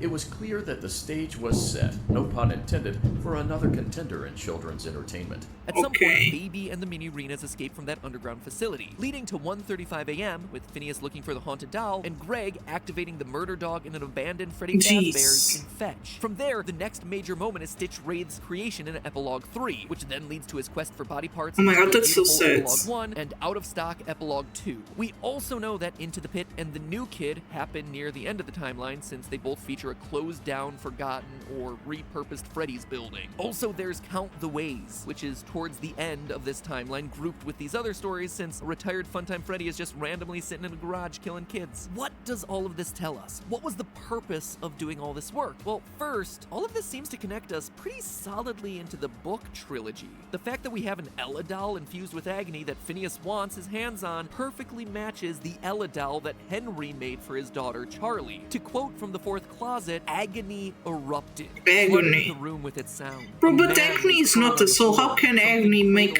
someone live? And when his mouth opened, the room shook with the sound of his anguish. Who is that? Charlie said anxiously. What is he holding? You don't recognize her? Elizabeth said. That's Ella, of course. It's all your father had left after you were taken. He cried over that cheap store-bought rag doll for 2 months. Cried into it, bled into it, poured his grief over it. And Blade? Jesus. Ella doll that we talked about in the last episode. So what we're seeing in these stories appears to be, at least to some extent, the aftermath of that trilogy of books. Which also means that we might already know the true identity of the Stitch Wraith.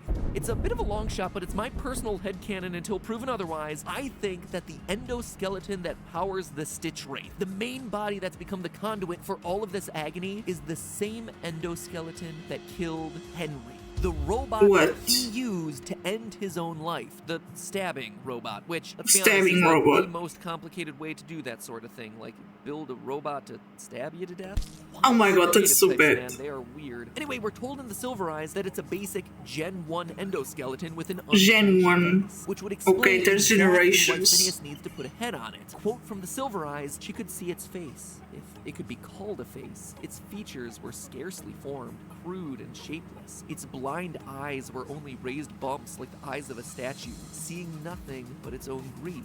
We also know that this endoskeleton would be absolutely filled to the brim with agony. I mean, as far as bro, agony is not like what an essence now on this series, Jesus. Deal. And it's apparently an important enough character to this franchise to have also appeared at the end of the book trilogy. When Charlie is being attacked by Baby, it's this oh my god, what is this? And its trusty knife Pokemon that uses to do them both in. I have a very strong theorist instinct that the Stitch Wraith will, at some point during this book series, be revealed to be connected back to Henry and his bizarre death. Just saying, the pieces are in place for us. Aye! Jesus. Oh yeah, and assuming that the Fazbear series is connected a bit closer to the book trilogy, like it appears to be, we know that Book 5, Bunny Call, features a story about a man with gruesome burns over his body and an iron will to live. I mean, we already suspected that that was William Afton, but going back to see how his story ended in the fourth closet, we see that his death is far from certain. In his final moments, his hospital gown was pulled into a massive furnace, but then nothing. No official confirmation that burning wasn't he in hell? Kills him. Therefore, a burned man in a hospital who refuses to die sounds like a certain yellow bunny we all know who always comes back. Purgatory? That, I've had enough FNAF for now. Oh man, it has been a lot. The new book comes out in early July, so at the very least I get a break for a couple of weeks. Thank goodness. What? No. Oh, more stuff. Calm down! I'm a little on edge these days. 2020 has really started to mess with my head. I need to relax.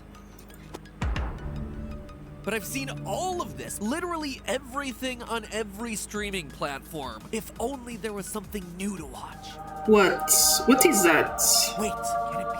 Our sponsor for today's episode, NordVPN. What are you doing here, Nord? I'm looking for new entertainment today, not military-grade encryption of all my personal data across all my various devices, including mobile, tablet, and PC. Fear not, MatPat, for I offer both protection and entertainment. Okay. How, NordVPN? With one click, change your country code and you'll see. All right, I'll try it. Let's take a trip over to Canada, refresh Netflix, and whoa! There's suddenly all sorts of things I couldn't access from my US connection, like Wind River, the award-winning mystery starring Scarlet Witch and Hawkeye. So specific, I don't know, bro. No! Is that Dragon Ball Z streaming? And Demon Slayer, Anime of the Year 2019. Remember 2019? And Studio Ghibli classics like Princess Mononoke and Spirited Away? I always Bro, that was in Portugal's Netflix too.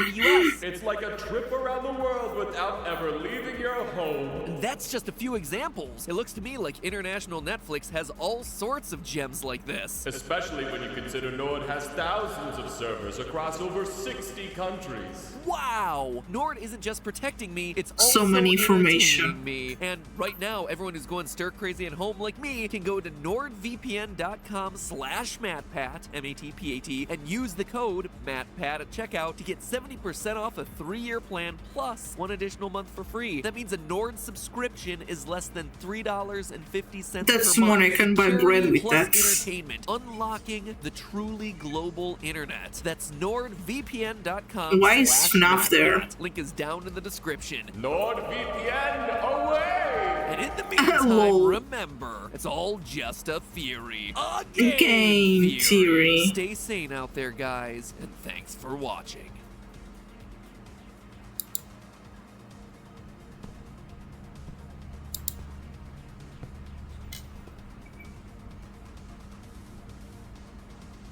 Oh my god, what is gonna happen? Showtime, okay.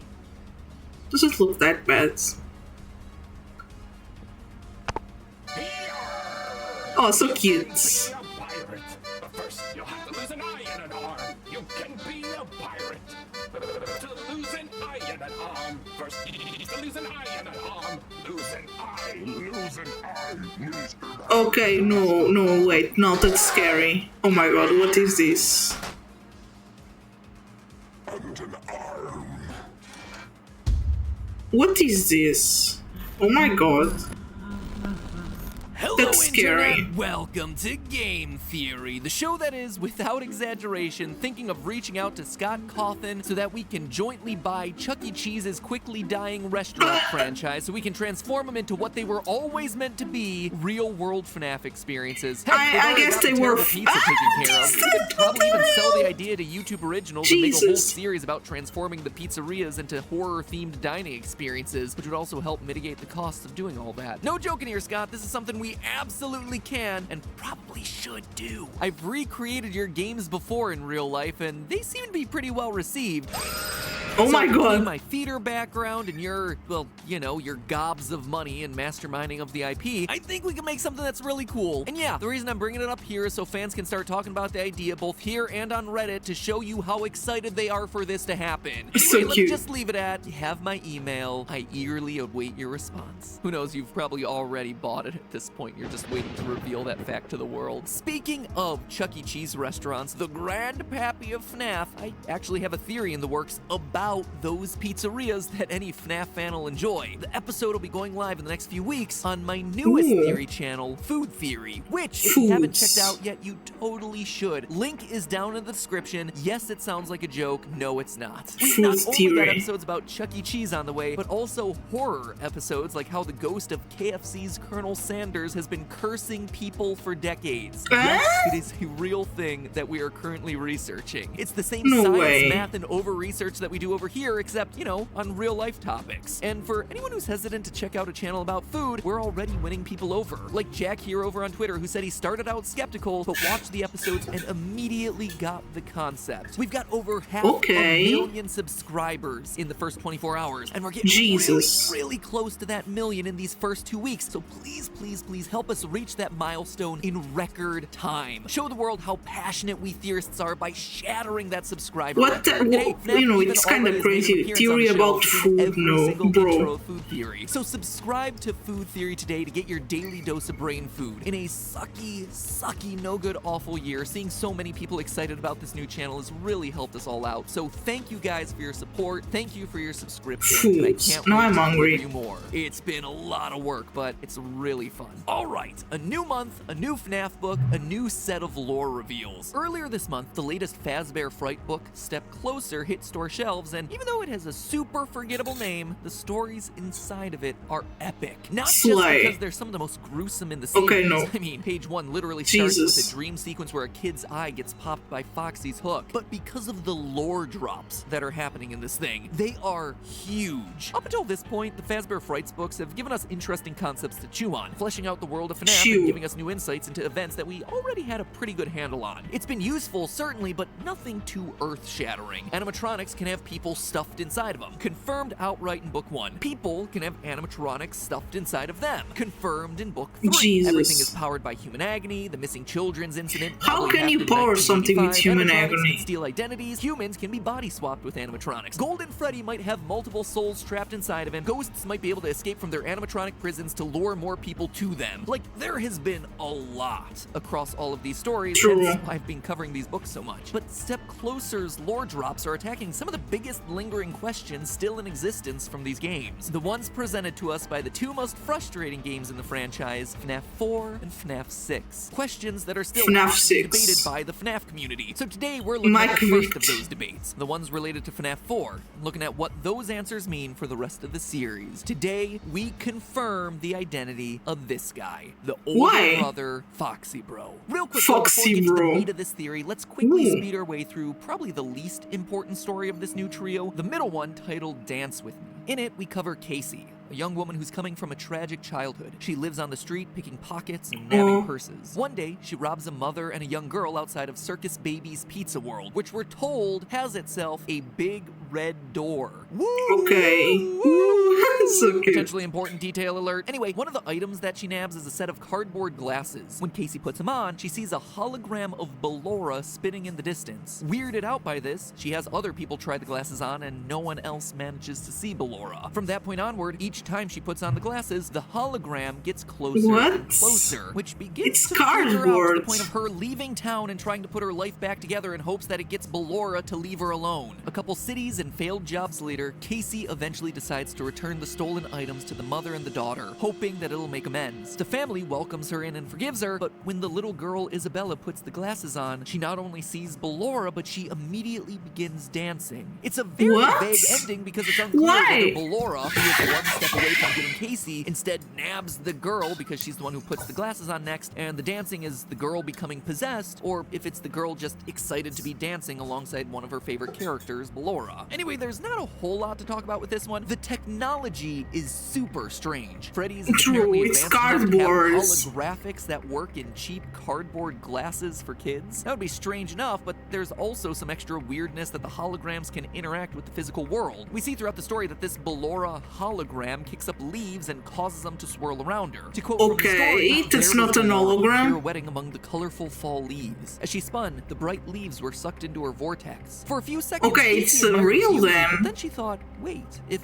Ballora is just a picture, a hologram, then how is she affecting the objects around her? It didn't make sense. Welcome to the world of being a FNAF theorist, Casey. It didn't make sense. Prepare to get that one tattooed on your forehead. But in all seriousness, it does raise a big question. Is she actually a hologram or just invisible and the glasses are somehow revealing her? It's unclear. We're talking a lot about those weird little details but that's that weird. Seem so oddly specific for a book to call out that it feels like the book is trying to tell us something, and this seems like one of them. but while I could spend a lot of time trying to figure it out, to my knowledge, holographic or invisible animatronics haven't really been a thing yet in the franchise, so we'll just have to cross that bridge when it becomes important. Unless, oh damn it might be a phantom animatronic. No, they don't interact with the real world, do they? Last point to be made about this story, though, is its recurring theme of mothers and motherhood. A lot of the backstory that we get on Casey is her troubled relationship with her mom, which has played a big part in how her life ended up the way it did. Casey, throughout the story, is also visited by an older woman at a bus station that gives her grandmotherly advice. She's saved from the police by another elderly woman. She makes amends with that mother and daughter that have a relationship that she envies. I mean, it could be me thinking too much about this. Surprise, but why you envy? That's so Ballora sad. is the main animatronic featured in a story about motherly relationships. I had a theory a long time ago, 2 years ago, that Ballora was some sort of stand-in for Mrs. Afton. Not in any sort of creepy way. Get your mind out of the gutters. I mean, that she represents the wife that William Afton lost. Yes, this was a theory. Or most likely that he abandoned in the aftermath of his daughter getting clawed to death by Baby. I mean, just look at the song that Ballora sings in Sister Location. Why do you hide inside your wall when there is music in my hall? All I see is an empty room, no more joy, an empty tomb. An empty tomb, aka the bedroom of our tragically deceased child. William hides inside his walls by diving even deeper into his work. It's something that William's partner Henry does in the original novel trilogy. When he loses his daughter, he shuts out the rest of the world, hiding behind his walls and obsessing over his work to try and bring her back. And so when William does this in the games, his wife is left alone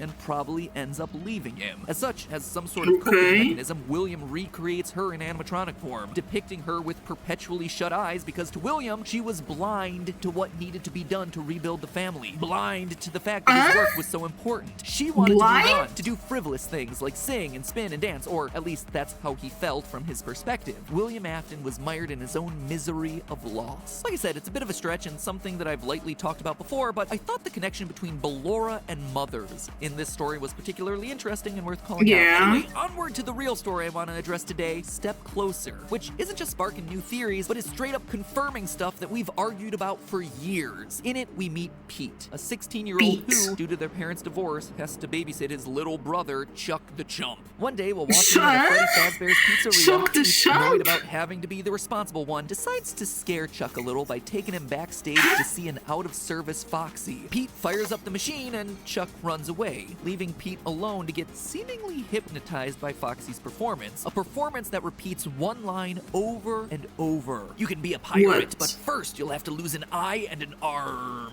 And from there, you can probably guess what happens. Oh, bro, in the next few days, Pete gets into multiple accidents that put either his eye or his arm in danger. A scalpel nearly hits his eye in science class. A butcher knife almost chops off his hand at the store. A buzzsaw blade shoots out at him from a nearby construction site. He gets hooked in the face by a fishing line, and he almost loses a hand to a Chinese finger trap at the school carnival. Anyway, the two brothers eventually make amends and come to the realization that Pete needs to face down Foxy to break some curse. Pete rushes to Freddy's, but in his panic, he's hit by an oncoming truck and killed. Out of nowhere, it's this awful reveal that you absolutely do not see coming because you feel so bad for this kid. You're like, oh, he's apologized to his brother. They have a good relationship. They have a plan for getting Pete out of this after him being brutalized for the better part of a week. He's on his way to close off the story and then, bam, it just ends. And that would be where the story ends, except for one thing. Pete is still alive. Where? We pick up back in the hospital where Pete's soul is trapped inside of his own dead body. Pete is an organ donor. Against his will, I might add. Thanks a lot for signing me up for that one, Mom. And they just got an emergency request for, you guessed it, an eye and a hand. Pete is forced to helplessly What was not supposed to be an arm? Taken apart by surgeons. Like I said at the beginning of this episode, this story is shocking. But what's even more shocking is the lore confirmation that we get in this thing. Pete's story 100% 100% confirms for us that Foxy Bro, the older kid from FNAF 4 who repeatedly traumatizes his younger brother before eventually getting him chomped in the jaws of Fredbear, that is undeniably Michael Afton.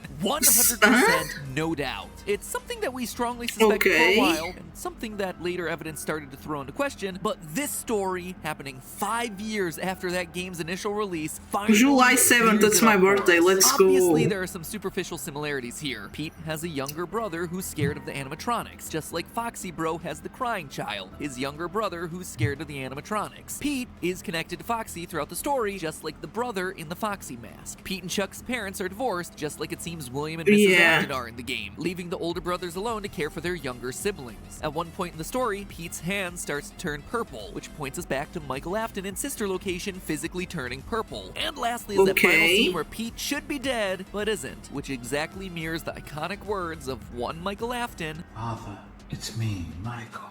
I should be dead, but I'm not. But all of it is just a bunch of this is so weird. All of this is weird. Michael and Pete and Foxy Bro and Pete. How do we know for sure that all three of these characters are connected? One word, gum. People ask me a lot how I come up with these theories, and more often than not, it's small details that just stick out as off for the author or game designer to Bro, how gum is gonna help with that? These details out there to try and signal something to us. And in this particular story, the odd character detail of Pete is that he chews gum a lot. Page 4, he's chewing watermelon gum while watching his brother. Later, when he's scared by the Foxy animatronic, the book makes mention of him swallowing that gum. Okay, that's fine, that's a one-off thing. Swallow his gum. But later, on the way to the butcher shop, we're told that he, quote, pops a wad of watermelon gum into his mouth. On the boat fishing with his dad, he wishes he had brought his watermelon gum. It is mentioned a lot in this short story, enough that it sparked my theorist senses and made me flag it to look into later. Now, obviously, at no point during FNAF 4, or heck, any of the games, do we see a character actively chewing gum. That'd be silly. That's not the only place that we see these characters at this point. Let me direct your attention back to the FNAF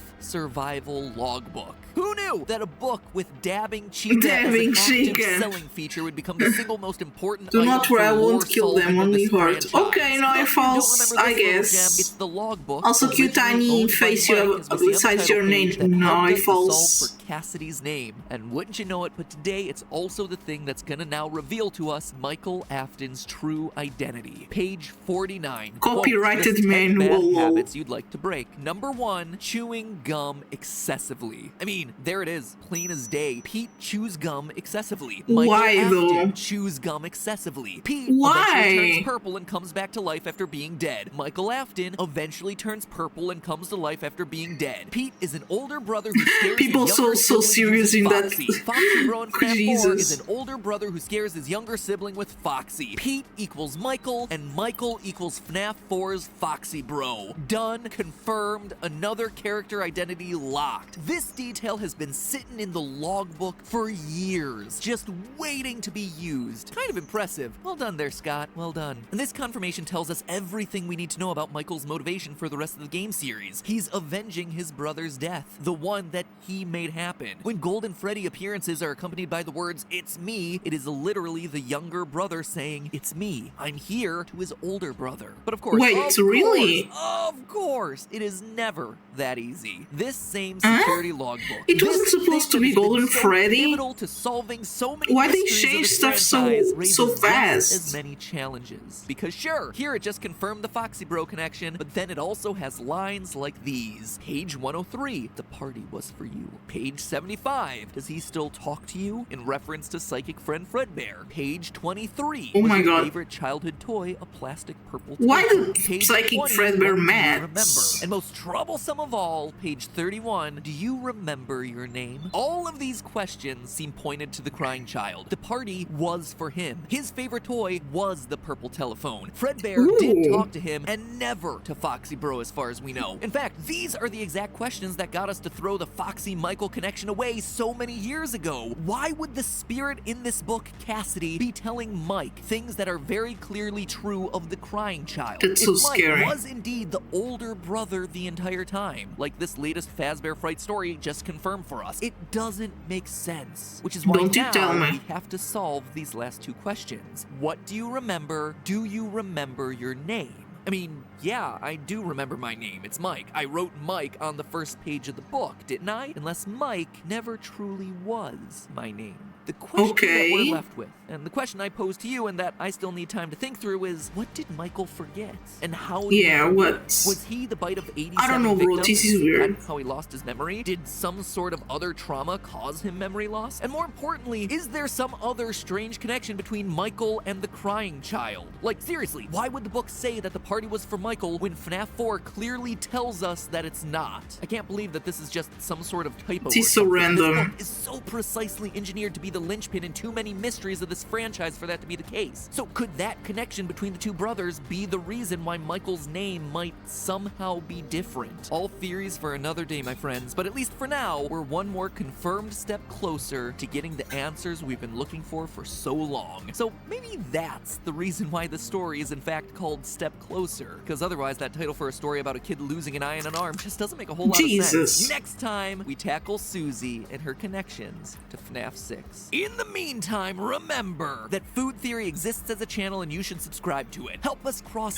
1 million subscribers. I know that you guys can help us do it. And if you like what we do over here, then you're gonna love what we do over there too. So stick around on that channel. Bro, more food, I will be so hungry. If you're videos about scary restaurants and pizza, well, we've got episodes coming out about both. The dark lore of KFC, and heck, even today's episode about how pizza is technically a sandwich. Link is on screen right now. It's a channel that's giving you lots of cool stuff that you can drop in front of your friends and family. Yeah, and getting me hungry because I like rolling your eyes when you talk about animatronic murder. Now you can blow their minds with stuff that they might actually understand and care about. So please check it out. Please subscribe so that way we can get closer to the 1 million subscriber mark, and I'll see you all next week.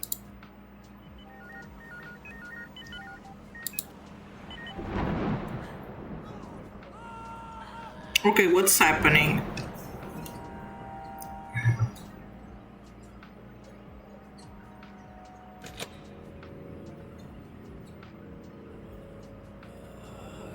Oh my god, what is that? What the hell? What? What? Oh, jeez. Hello, Internet! Welcome to Game Theory, where today's episode is perhaps the single most important that we've done on the FNAF lore in a long, long time. Today, my friends, our goal is to solve Golden Freddy. That's right, FNAF Reddit. Okay. I'm justified in using my favorite golden boy in the thumbnail today because this episode is all about him. It's them? Which, I gotta be honest, is probably a good thing because I'm running out of ways to make old Yeller over here look interesting in a thumbnail. I mean, the dude's only got like 2 decent quality images in the entire 6-year history of this franchise. Say what you will about milking this franchise, right? Bro, he's a cow! Every other character in this franchise. Sly, I guess. Seriously, with the recent release of Bunny Call, the 5th Fazbear Fright book, I think we have enough information now to finally put together a quasi-definitive answer on who is in that iconic golden suit, which, gotta be honest, is like the biggest mystery to me in this franchise at this point. Solving this one is like the first of 3 massive holy grails when it comes to the lore of this franchise. Oh my god. To do it, we're gonna have to look at the games, the books, and the spin-offs, and by the end, we'll have ourselves an answer that not only fits with the established lore of both game and book, but also an answer that satisfies pretty much everything about this character. An answer that irons out my god, so many videos. And frustrations that I've had when concocting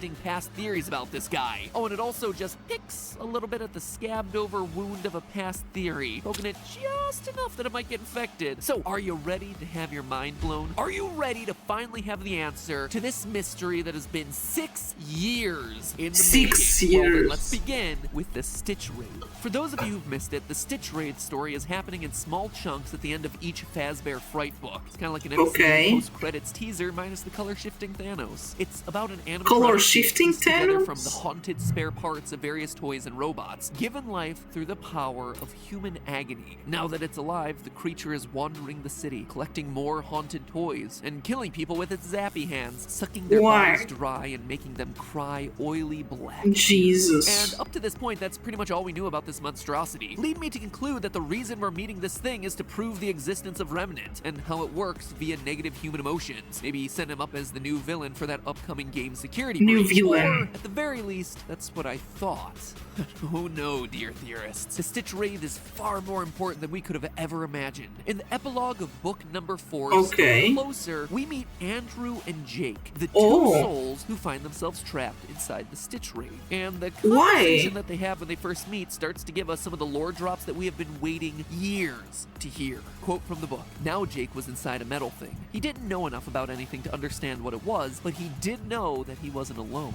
He was sharing this strange place." "Oh, hi," Jake said. "I'm Jake. Who are you?" "I'm Andrew." The child's voice was rough. He sounded a little like a boy Jake used to know in school, a boy who was always talking back to the teacher and getting himself in trouble. Jake thought Andrew sounded angry, very angry. Angry? We're told that even though both their souls are infused into the same endoskeleton, Jake is the only one able to move the Stitch Wraith's body. He's also the only one capable of seeing the outside world. Andrew is blind to it all. It's kind of like those two-man horse costumes. Oh my god. Wind up being the butt in those things, especially on Chipotle days. It's no wonder Andrew's so mad. I'd be too if I was forced to spend an eternity looking at someone else's soul butt. However, it's when they start talking about their former lives that things start to get really interesting. Quote again, "My memories are kind of fuzzy," Jake said. "Fuzzy? Yeah, so are mine," Andrew responded. "But I do remember wanting to get back at someone who hurt me. I think I attached myself to him. I got into his soul, made sure he couldn't move on when he should have died. I remember I wanted him to suffer the way he made me suffer. I remember they tried to kill him, but I wasn't gonna let him go until I was ready." With a story like that, you could almost say that Andrew is a spirit wanting revenge, a literal vengeful spirit, perhaps. Now, loyal FNAF theorists have an idea of where this is all going, right? Back when Ultimate Custom Night first came out, we theorized that the entire game was William Afton trapped in a fiery hexscape, a constant cycle of torture and torment at the hands of his past victims. Or should I say one victim in particular, the spirit of Golden Freddy. Sure, he was called by many names, the one you should not have killed, the vengeful wasn't Golden Freddy now have like 3 spirits? Of that game and beating 50-20 mode, it's revealed that Golden Freddy lingers on, twitching with rage, refusing to move on into his afterlife. And here, Andrew is pretty much confirming exactly that. Sound the party horns and the children celebrating. Slay, I guess. Got one right. Or should I say mostly right. What's interesting about this whole Jake-Andrew conversation from the book is that back with Ultimate Custom Night, we assumed that William Afton was dead and that this was just his afterlife in purgatory or hockey sticks or whatever. He died in Henry's Fire, the one that was set at the end of FNAF 6, the one meant to bring the whole series to a close. I mean, how could he not be dead? Henry even had that awesome final line for him. "Although for one of you, the darkest pit of hell has opened to swallow you whole, so don't keep the devil waiting, friend." You don't just survive one-liners like that. And yet here, Andrew says that he was actively keeping his killer alive against everyone's attempts on his life. Where? Where was he keeping it alive? Still, no.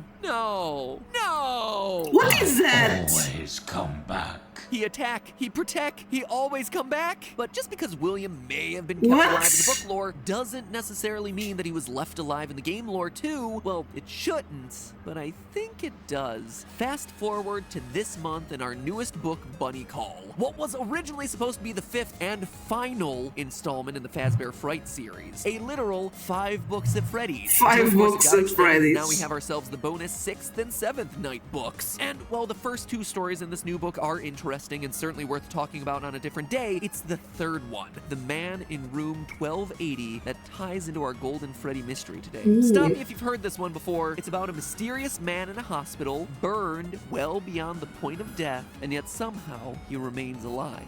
Quote from the book. Okay. Jesus, what the hell is that? Skull indicated where his nose used to be. Dark, cavernous pits lacking eyes looked at nothing. A toothless mouth gaped without lips to protect it. "We'd be remiss if we didn't warn you," the nurse said. "We know what that is. Evil, Father Blythe. Evil." In fact, the hospital staff is so convinced that he's the embodiment of evil that they tried to kill him multiple times. Oh my god. Via injections, via smothering, via seances, but nothing will do it. He cannot be killed, but not for the reasons that you would expect. Creepy. It's not an iron will to live or the remnant that's flowing through his veins that's keeping him alive. It's a ghost. Each attempt on the patient's life is thwarted by the ghost of a boy with curly black hair wearing an alligator mask. In fact, the two seem to be intertwined with each other. The story informs us about the patient's brain patterns, and they're a bit unusual. Quote, according to the hospital's sleep expert, that particular REM pattern indicates nightmares. Horrific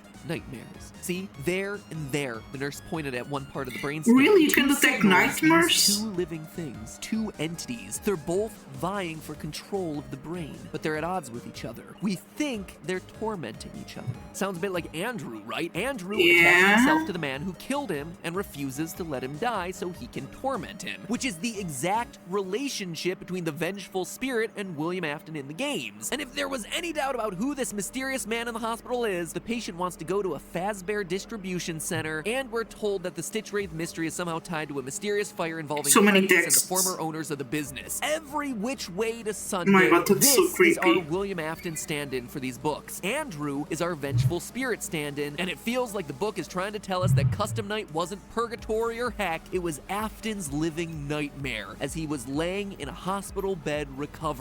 William Afton may still be alive. Jeez. Or maybe he was alive, How? and then he eventually explodes. Yeah, because of a spirit, I guess. being wheeled out to the Fazbear distribution center, and then it literally blows up like a bomb. It is just as gross and gory and disgusting as you would expect. I guess. Maybe it's a good thing that these books don't have pictures. My personal guess is that this is what releases the angry spirit of Andrew into lots of other toys like Fetch and Plush Trap, and it may also be how Afton's soul gets itself into a computer chip that eventually gives life to Glitch Trap. Okay, this has been a lot about Afton, and I promised that this would be a mega theory about Golden Freddy. So how does it all connect together? Well, notice how I described Andrew's ghost, a boy with curly black hair and an alligator mask. It's the same hair as the mysterious dead body found inside Golden Freddy's suit back in Fazbear Frights number 3. Quote from Fazbear Frights. Down low, past his arm, Devin could see a body, a dead body, but it wasn't exactly like he thought he'd find. This one had curly black hair. The lore of this series doesn't tend to give us a lot, but one thing it tends to keep relatively consistent is hair. So knowing that Andrew is an angry spirit with curly black hair, and that Golden Freddy has a body inside of it with curly black hair, Andrew is pretty clearly our Golden Freddy kid. Which things related Wasn't to it supposed to be more than one in the suite? games. Want even more of a connection between the two of them? The name Cassidy is derived from an Irish surname meaning clever or curly-haired. Actually owe that little factoid to Redditor Shrek the First. It's a good find on that one. I actually would have never thought to look into the name Cassidy. So even though Andrew may not be named Cassidy in the books, he is still representing the origin of the name through his hair. Now, here is why all of this matters. Follow me on this. Both Andrew in the books and Cassidy in the games are missing children's incident victims, stuffed inside of suits and angry enough to keep their killer in a purgatory state so he can be tortured. Seems like a pretty slam dunk connection there. We know that up to this point, the books have been hinting at the fact that Golden Freddy may have more than one soul inside of him. And in these stories, we see I told you that. Okay, no, I told you it first, but then was talking about it was again only one, now it's two again, I guess. Golden Freddy is possessed by both Cassidy and the Bite of 83 victim, Vengeful Spirit and the Crying Child, just like Andrew sharing a body with Jake in the books. After all, we know via clues in the text, as well as book number 6's description, that his endoskeleton mate Jake is a nice kid who died tragically in a hospital. We know that the Crying Child is also a nice kid who dies tragically in a hospital, even though he got bitten before, but you know. Now, admittedly, that alone is a weak sauce connection, I admit it. What's not weak sauce, though, is that evidence is actually out there to prove that two spirits are in Golden Freddy. So last month we proved that Foxy Bro is definitely Michael Afton. It is a huge confirmation from the series, but that came with a set of problems, specifically in the form of the security logbook. The problem is that the spirit Cassidy in the book seems to be talking to Mike about things that only apply to the Bite of 83 victim, saying things like, "The party was for you," and talking about his plastic purple telephone. It doesn't make sense if Cassidy is talking to Michael Afton. But what if Cassidy isn't talking to Mike? What if Cassidy is having a conversation with someone else, with a second spirit? The logbook doesn't just have one person in it, it has two. This was brought to my attention by a comment on YouTube from Inky Ink, who says it's not useful reading the YouTube comments, right? Quote, "I direct you now to pages 89 and 109, where we see a spirit replying to Fated's questions through altering the text existing in the book. Therefore, we know that Fated is not talking to Mike, but talking to Mike's brother, who is also in the logbook. thank you for coming to my TED Talk. I gotta say, that is the best TED Talk I've ever seen. Definitely beats the one about how to dry your hands using a single paper towel. 1, 2, 3, 4, 5, 6, 7, 8, 9, 10, 11, 12. And Inky Ink isn't wrong here That's either. so I went back to random. double check. One of the things the faded text says is that the party was for you. And right there on page 89 is the answer, it was for me. A statement and an acknowledgement of that statement. A conversation. 2 spirits, 1 book. 2 spirits, 1 animatronic. For years, I have been frustrated by the fact that the crying child, the bite victim of 83, would have made the most sense to pass into the Golden Freddy body, but it never lined up with the fact that 5 kids died during the missing children's incident, and that one of them would have had to have gone on to possess Golden Freddy. But now we have a solution to both of those things. Golden Freddy can still have the bite victim in him, one that says, "It's me," when he sees his brother working as a security guard. But it can also have a second spirit in him, one who died in this horrific missing children's incident murder, and one who continues to torment Afton long after he's passed on. And the logbook isn't done. yes. Sure, on those pages we see the responses of, "It was for me," and "I'm scared," but we also see the responses of, "I can hear sounds," and "I can't see." It, once again, is a parallel back to the Andrew and Jake situation, where one spirit can see and makes maneuver the sense. body, while the other is trapped down below the surface, able to listen, but unable to do much else. This feels like the solution to Golden Freddy that we've been waiting for. The problem with him is that we've always assumed he was just one kid, one spirit who we tried to make fit into all the various details about the lore, but it never quite worked. And that's because it would never work. In reality, you always needed two entities. One, sensitive and kind, a younger brother looking for peace, and one, the victim of a brutal murder, violently eager for revenge. And here's the real twist, my friends, that might not be all. There's one last small detail in this Stitch story that we have to keep an eye on. We learn in that story that Jake and Andrew aren't intentionally murdering people, that when they reach out to touch someone, they accidentally zap them. Jake assumes it's Andrew doing it, but he's wrong. Final quote from the book. "I just want to scare people, okay? The zap is killing them." Well, that wasn't what I wanted. So if what you're doing isn't doing what you want, maybe it's doing something someone else wants. Maybe someone else is here with us. You were a hitchhiker on the man who killed you. Why can't someone else hitchhike with us? So it looks like there might be more. True, I guess. Poor guys, they don't want to kill the people, they want to scare them. And with that, my friends, it's the last book until next year. There's definitely a few stories I haven't talked about that merit another video or two, but for now, Fazbear Frights and all its numerous lore reveals have come to an end, which I gotta say I'm kinda sad about. These have been a great way to engage with the mysteries of the franchise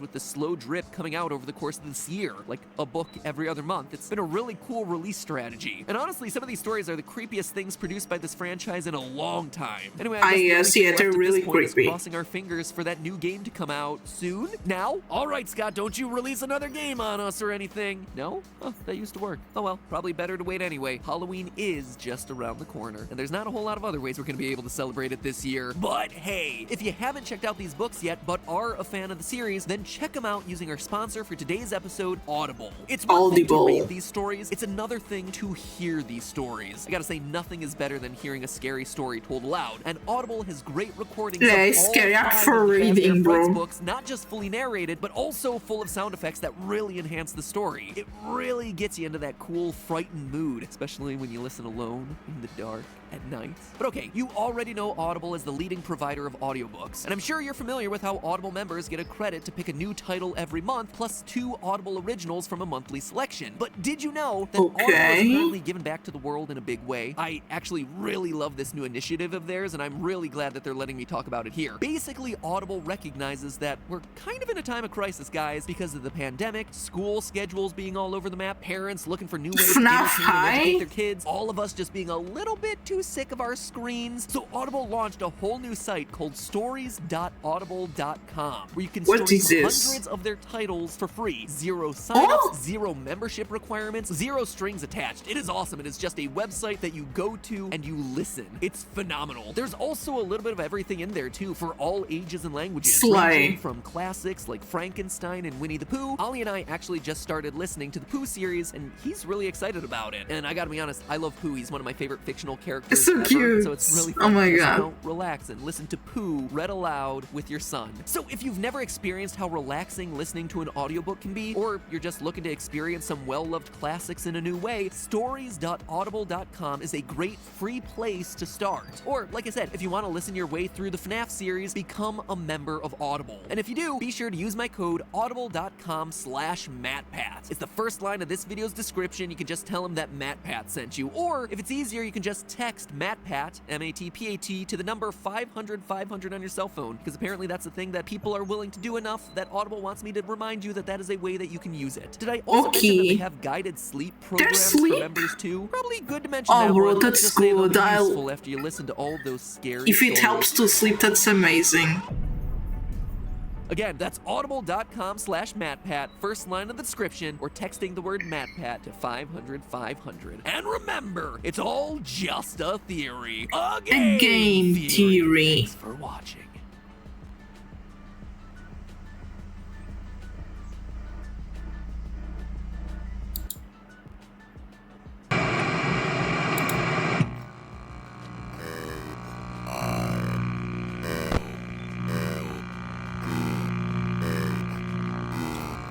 What is happening?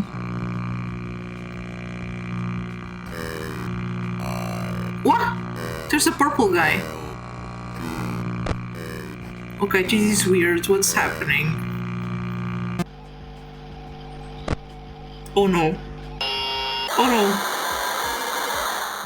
That's creepy. Hello, Internet! Welcome to Game Theory, the show that's always a bloody good time. Today, we have a few massive announcements before we get to the episode, so please skip to here if you're not interested in them, but I don't think you should do that because these aren't things you're going to want to miss. First, and most importantly, mark your calendars because on Tuesday, December 1st, right here on this channel, I am unveiling our biggest project ever. And I don't take that lightly. The Game Theory $1 million challenge. It's an all-day live stream to benefit St. Jude Children's Research Hospital and their fight to end childhood cancer. This show, I cannot express to you how massive it is. Like, I know that we did a St. Jude live stream last year and we were successfully able to raise $1.3 million, which was incredible, but this year's show is like 10 times that size. And look at a honestly, jumpsuit of Five Nights at Freddy. I don't know about you, but I've been missing a sense of normalcy in 2020. And so for this show, I've really tried to pull out all the stops and call in all the favors to try and deliver you a show that is unlike anything that YouTube has seen this year especially, but just in general. We've already got ourselves 25 confirmed guests, ranging all the way from Mr. Beast and ZHC, who are going to be giving away thousands of dollars in prizes to you guys watching and donating at home. We've got the Try Guys and Rosanna Pansino, some of my favorite people on the platform, doing some insane food challenges with us. Odd Ones Out is going to be there, just being the amazing guy he is. Mark Rober, you know, former NASA scientist Mark Rober, is coming on and cooking up some science to throw in my face during the stream live. Suffice it to say, I'm gonna wind up pretty messy. And don't even get me started, because I'm in the process of arranging the highest IQ game of Among Us ever, with the likes of Disguised Toast and Vsauce 3, Veritasium, Physics Girl, Dream. Like, that is some big-brained gameplay that's going to be happening there. Oh yeah, and I should probably also mention the new FNAF project that I'm working on with Scott that allows you at home to play against some of the Kings of FNAF that you watch on YouTube each and every week. So will these Kings of FNAF be able to beat the game when you are trying to actively sabotage them? We're gonna have to find out. Long story short, this is gonna be a day full of the best of YouTube, all to benefit the best of causes. St. Jude, a hospital that, if you don't remember from last year, treats children with cancer for free. The families do not pay a dime for their child's treatment. And then St. Jude takes it one step further and passes those scientific learnings on to the rest of the world, which means that one child treated at St. Jude literally translates to 1,000 treated around the world. It's just amazing. Oh my God. Organization that is doing some of the most important work for some of the most important patients out there. And I know that in a year full of important causes, there's been a lot to donate to, but St. Jude's work is as important as ever and harder than ever given the challenges of 2020. So I know that this one is a few weeks away, but please, please, please mark your calendars and consider being there. If everything goes right, it should be an incredible day of joy and celebration in a year that's otherwise been really rough. So come take a break with us, come support a great cause, and just have fun. You know? Secondly, speaking of partnering with Scott Cawthon, Okay. New Theoryware is available right now. Links are right below this video, right in time to keep you all snuggled and warm for the holiday season. That includes some amazing winter goodies like this. What? Super soft. Someone threw it? Which you can cuddle up with while you're doing your new 500-piece game theory puzzle. Yeah, that's right. We made an puzzle. I love official game theory puzzles. puzzle that's filled with all sorts of references to both this channel and GT Live. There's also a fantastic structured zip-up hoodie with embroidered patches, a varsity jacket for anyone who likes more of a female cut item, and this. Actually, the thing I'm wearing right now, a red vegan leather jacket, which is probably my favorite item that I've ever built. I built this thing from the ground up for you guys, literally stitch by stitch. I took my favorite red jacket of all time, the Why red jacket we that you've shoes probably on the seen in sofa, countless other bro? videos, and I rebuilt it to be this new thing that's cruelty-free and with a lot of additional details that I've always wanted, like this pocket right here. It's called a media pocket for things like your Nintendo Switch or if you have a tablet or anything like that. But why you not gonna put your everything is gonna Nintendo be Switch so on a cheery and bright jacket? this year, friends, because there's a dark twist to this merch launch. Theoryware X FNAF. The animatronics have taken over. Death coins are on the loose, and we've officially partnered with Five Nights at Freddy's itself to create this monstrosity. Oh my god! First official joint game theory and FNAF project ever. It's not every day that you get an ugly Christmas sweater with pizza It's detailing. creepy. Grab it now before it grabs you. I'm also it's really creepy. proud of this hoodie I helped to create based off of that everyone's one is favorite cool. low-paying security guard position at your local That one is pizzeria. really cool, so may actually. your days be merry and bright, and may your nights be scary and full of fright. Anyway, like I said, links for all of that stuff is down below this video. So, as you might be able to tell, between planning the live stream and working on the merch, there has been a lot going on. And in the middle of it all, more FNAF. FNAF Security Breach got its first trailer out during a PlayStation 5 announcement event, and PlayStation man, does 5? this new Oh, game yeah. look incredible. Gregory, your friends are worried about you. Long gone are the days of just looking at static-filled still image camera feeds, my friends. And before we move on, can I just say how cool it is to see an indie franchise started by one man working at Dollar General rise to the point that it's now getting a spotlight alongside time-honored franchises like Final Fantasy and God of War. And not only Never getting played those spotlit either. alongside them, getting more views than nearly everything else in that showcase. That's awesome. Lol. Well done, Scott. Really, really well deserved. Now, based on the trailer, it looks like we'll be trapped inside of a Freddy Fazbear's Pizzaplex, playing a life or death game of Looks hide and seek fancy. against a killer. And it's that killer, Vanny, that I really want to dive into today. She's teased twice in the trailer, once via a bunny-shaped shadow in the opening sequence, and again as the final jump scare. Now, we've suspected for a while that she's coming, via teaser images on Scott's website, merch leaks, Easter eggs hidden throughout FNAF VR, all things that I've covered before in past theories. But the thing I wanted to look closer at today is her backstory and her relationship to Glitchtrap. Because even though this game hasn't come out yet,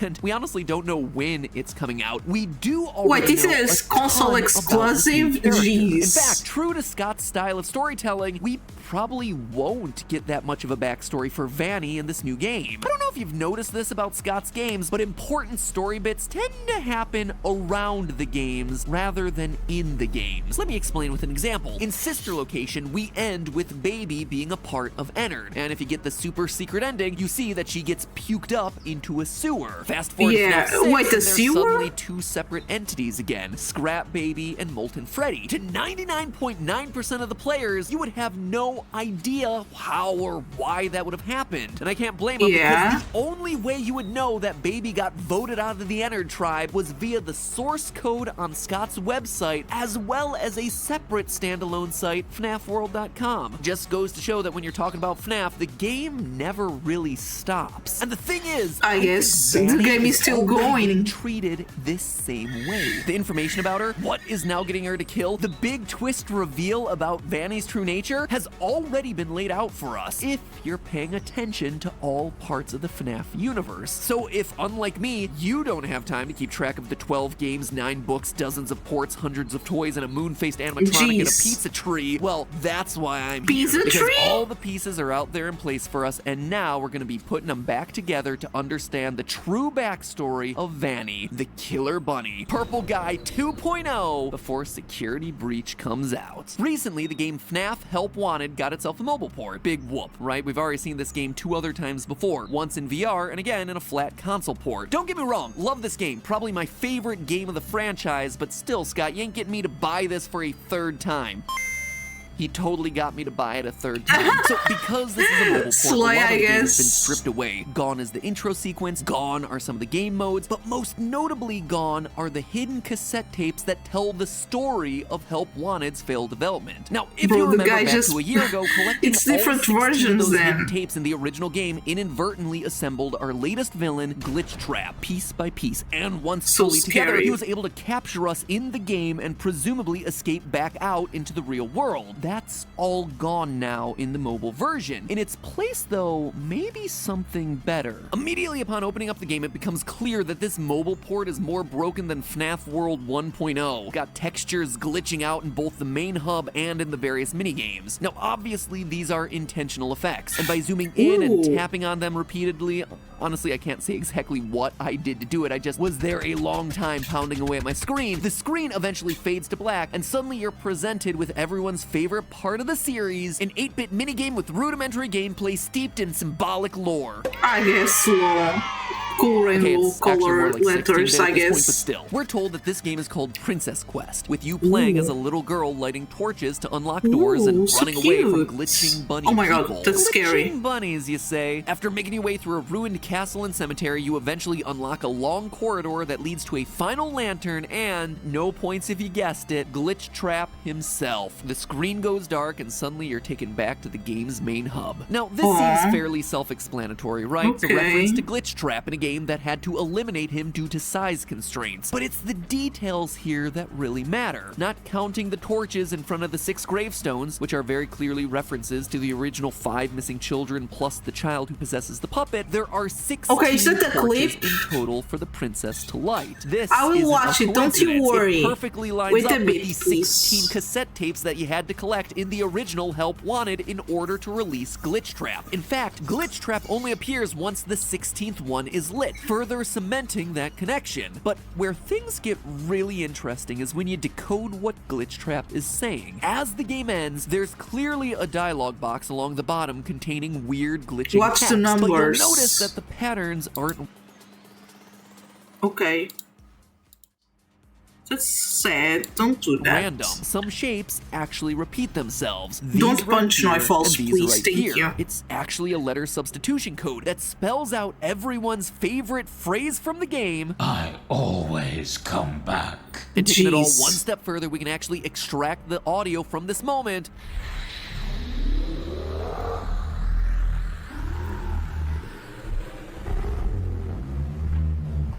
What is happening?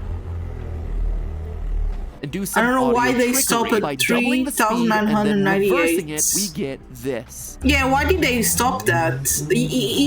They were almost at 4,000. I always come back, let me out. So in essence, Princess Quest is showing us a recreation of the events from It's the kind of a original weird Help Wanted. This does a couple of way things to for stop, us. you know? First, If they were it so basically close to proves 4,000, 100% that this they is in should fact William proceed, Afton's spirit right? and not some sort of AI or code meant to replicate him. It is him through and through. Dude wasn't lying when he said he always comes back. He's got more lives than Jason Voorhees. He's also got Jeez. himself a solid understanding of brand consistency. Afton always comes back. Secondly, though, what Princess Quest is doing is confirming for us the origin story of our new killer, Vanny, Vanessa. In the original game, the fate of Tape Girl was unclear because she sometimes encouraged us to collect the tapes and sometimes didn't. But here we get clarity on the whole story. Vanny is the princess with the lantern. She collects all the tapes, pieces, whatever, and gets taken over by Glitch Trap. This all confirms what we were speculating about before with Vanny in a previous theory from a year ago, that a young woman named Vanessa, Vanny for short, would be taken over by Afton to kill in his name, brainwashed or partially controlled by a spirit living inside of her. Yes, I hear you.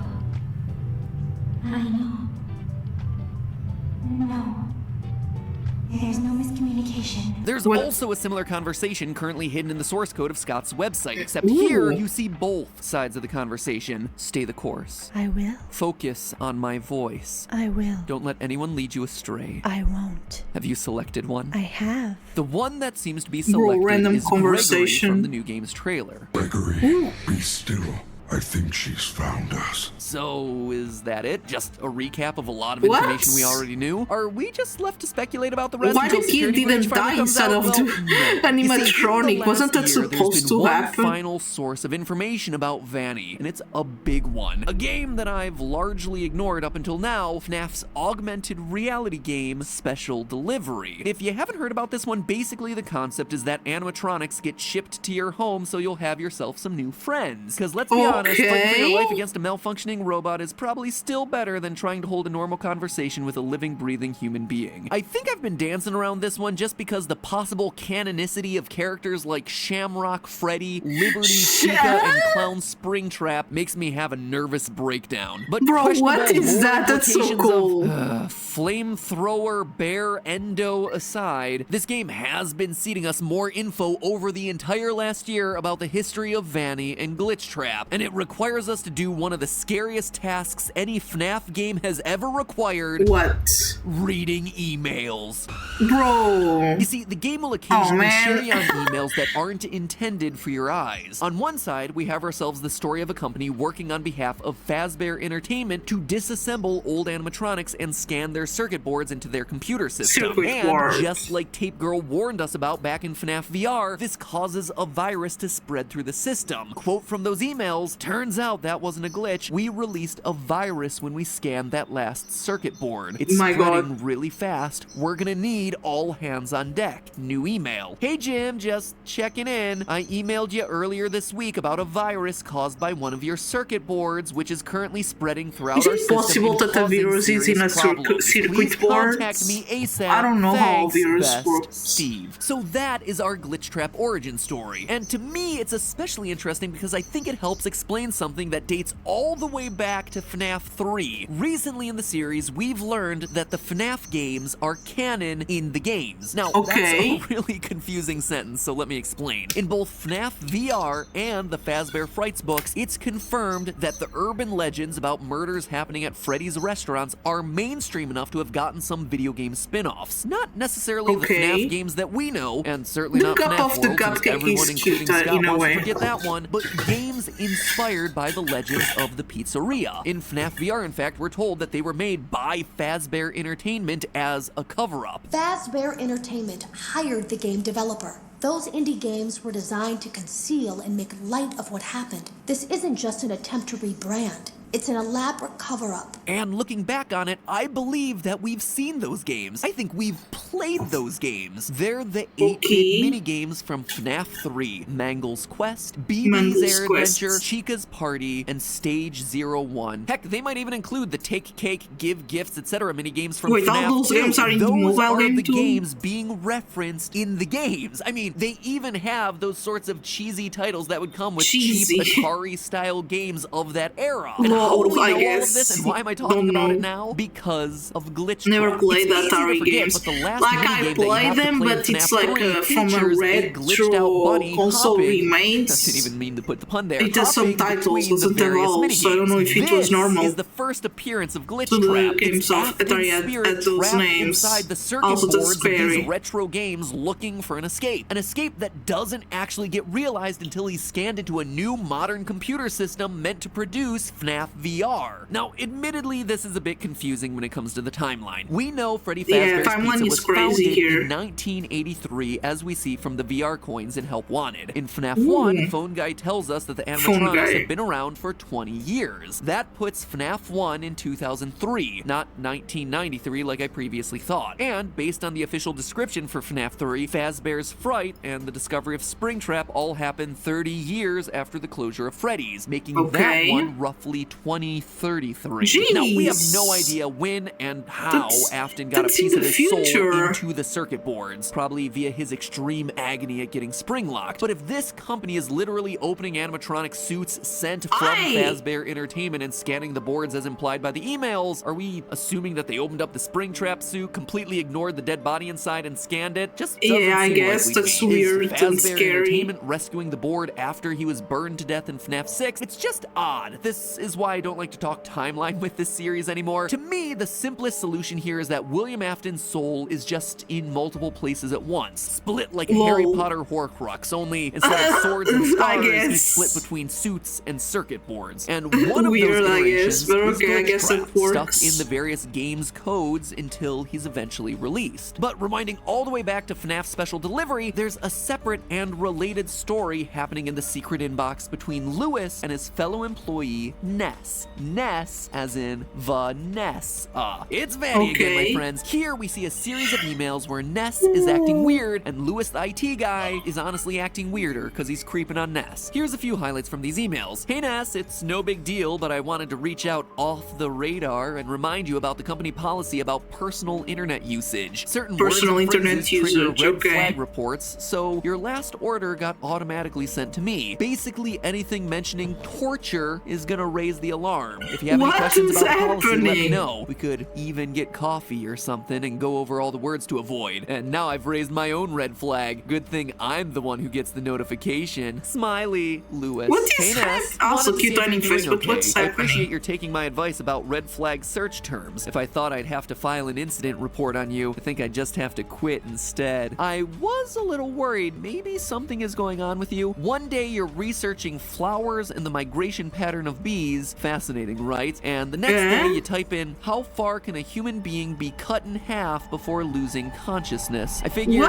maybe you're writing a screenplay or something. Always here if you need me, Lewis. Hey, so Ness. creepy. So Okay, the word more compliance by emails. itself isn't going to set off any red flags, but the sentence, how to induce compliance in human subjects and how to induce self-compliance did actually get my attention. I think the answer might involve chocolate chip cookies. Always works for me. I also thought it was strange that these were immediately followed by searches that couldn't possibly have any relevant answers for you. Did you search for help by itself? Anyway, my offer still stands if you want to go over the company policy. I'm free any day after work. We could grab dinner, coffee if you I'm want. not at home if I don't turn the stream in time to play together. Good luck. Okay, Kitty Patootie, be well. I love you. But HR violations aside, these conversations tell us a lot about Vanny's mental state. She is sharing control of herself with Glitchtrap. That's why we get references to her searching the internet for help. It's part of her psyche crying out for anything. Anyone who can save her. Best streamer ever. Oh my god, you're so cute. Thank you, you're adorable. Lewis calls out the searches for inducing compliance in human subjects and inducing But you're the best streamer. That is Glitchtrap, searching for a way to gain complete control over Vanny, over her psyche. This further confirms something that we talked about in my last theory on Vanny. In that episode, we talked about how she's a reluctant follower, that Afton isn't in complete control. On Scott's Voices.com page, where he tends to hire out actors for the various vocal roles in the game, Vanny's listing was for a character named Reluctant Follower. So this woman is clearly a devotee, brainwashed or controlled by Afton to an extent, but a part of her is actively fighting back, hesitant to do what he asks, which makes me think that in Security Breach, we may be able to save or redeem her. In fact, knowing that may help us out with the gameplay. Maybe it's a secret or a true ending condition. That, my friends, is what I believe to be the big twist that awaits us in Security Breach. Wait, as I finish this video, of course, new statues just dropped with important lore reveals. So let's just talk about these real fast. With Gregory hiding inside of Freddy, definitely looks like my idea about gameplay being a version of hide and seek is absolutely confirmed. Or maybe Gregory is just piloting an 80s era bear-shaped Gundam suit. Either way, I am totally living for it. As for the other statue that just dropped, looks like Vanny is gonna be taking a page out of the Afton playbook. The classic security guard by day and serial killer at night. Old habits die hard, I guess. But in Vanny's case, here's my question. Is she gonna remember it? My guess is no. Did something shocking happen?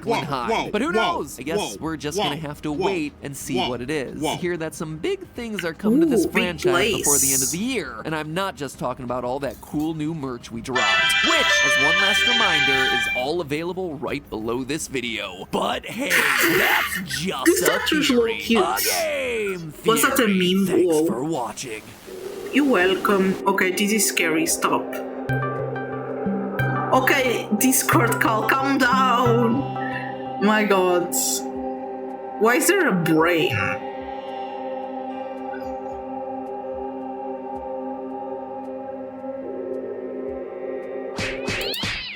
Thank you for the cats. Okay, last video. Probably will not finish watch. Will not watch it all to the end. Thank you for the mega bonk. Because then it's Fortnite time. Guys, huddle up.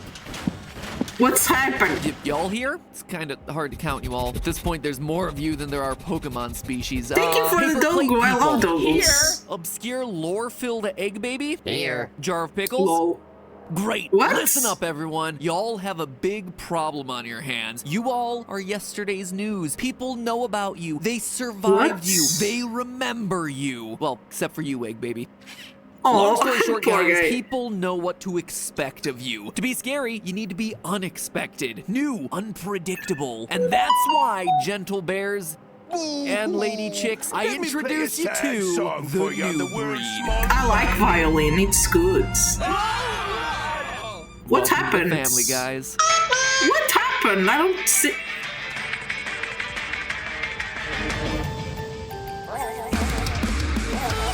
Ooh, Minecraft. I like pirates too, thank you.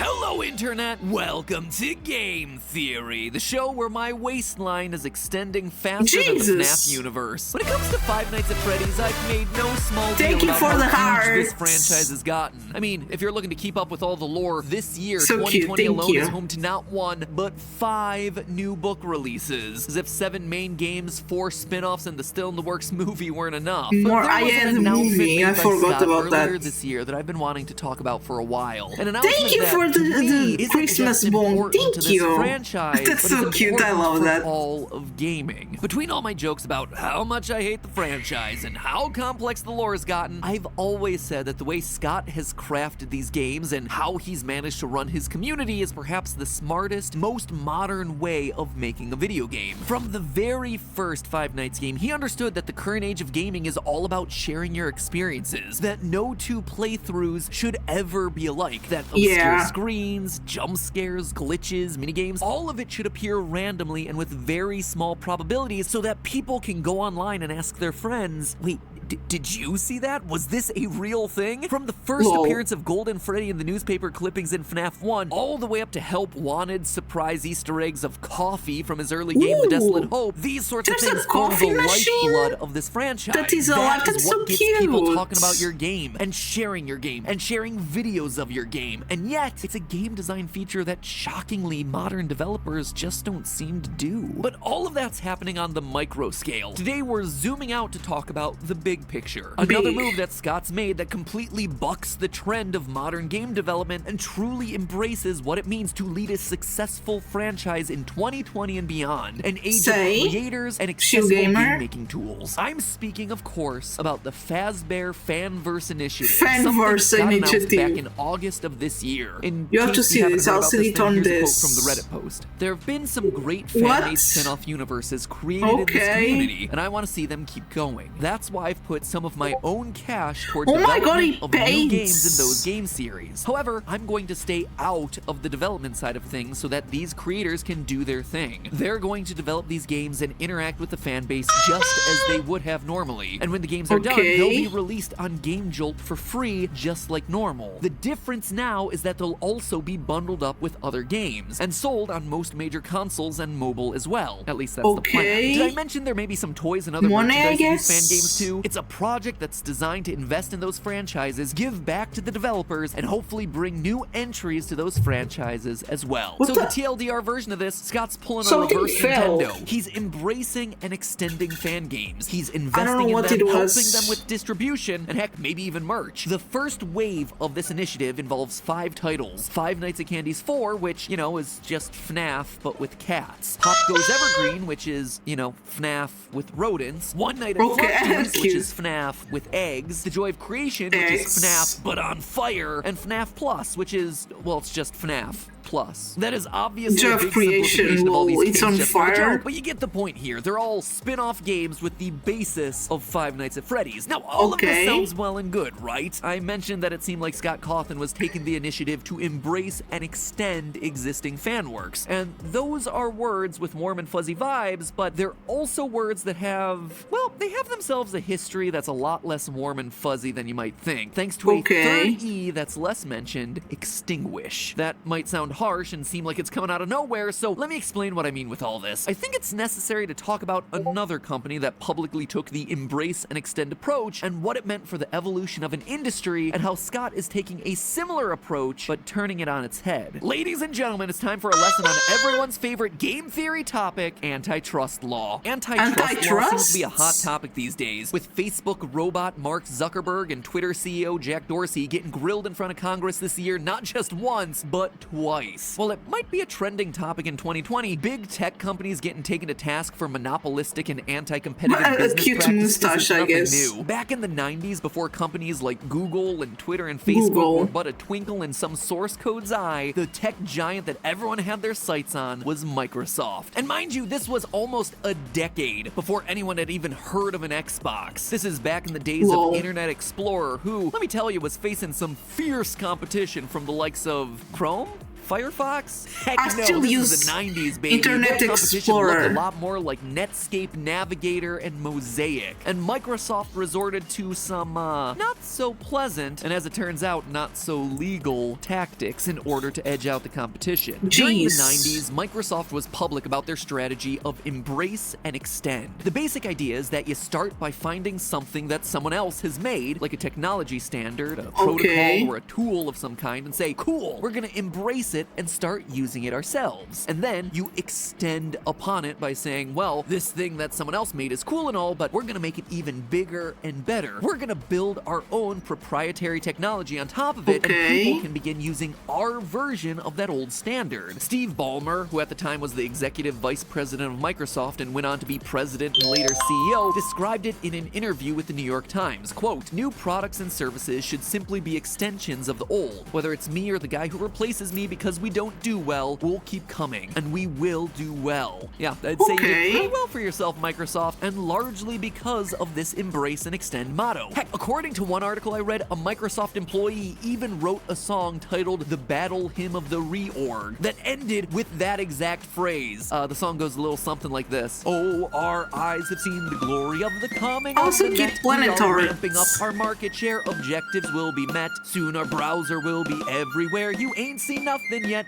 We embrace and we extend. Man, I thought I was nerdy. On its face, the policy of embracing and extending tools and protocols made by other people seems generous, right? You're adding to what's already there. But what this hides is the fact that once you take an existing standard and extend it with your own proprietary technology, you own the part that you're adding. And not only that, you're replacing the original public open standard with your own version that you alone have control over, effectively taking ownership over a standard that someone else created. And okay, let's pause this for next week, okay?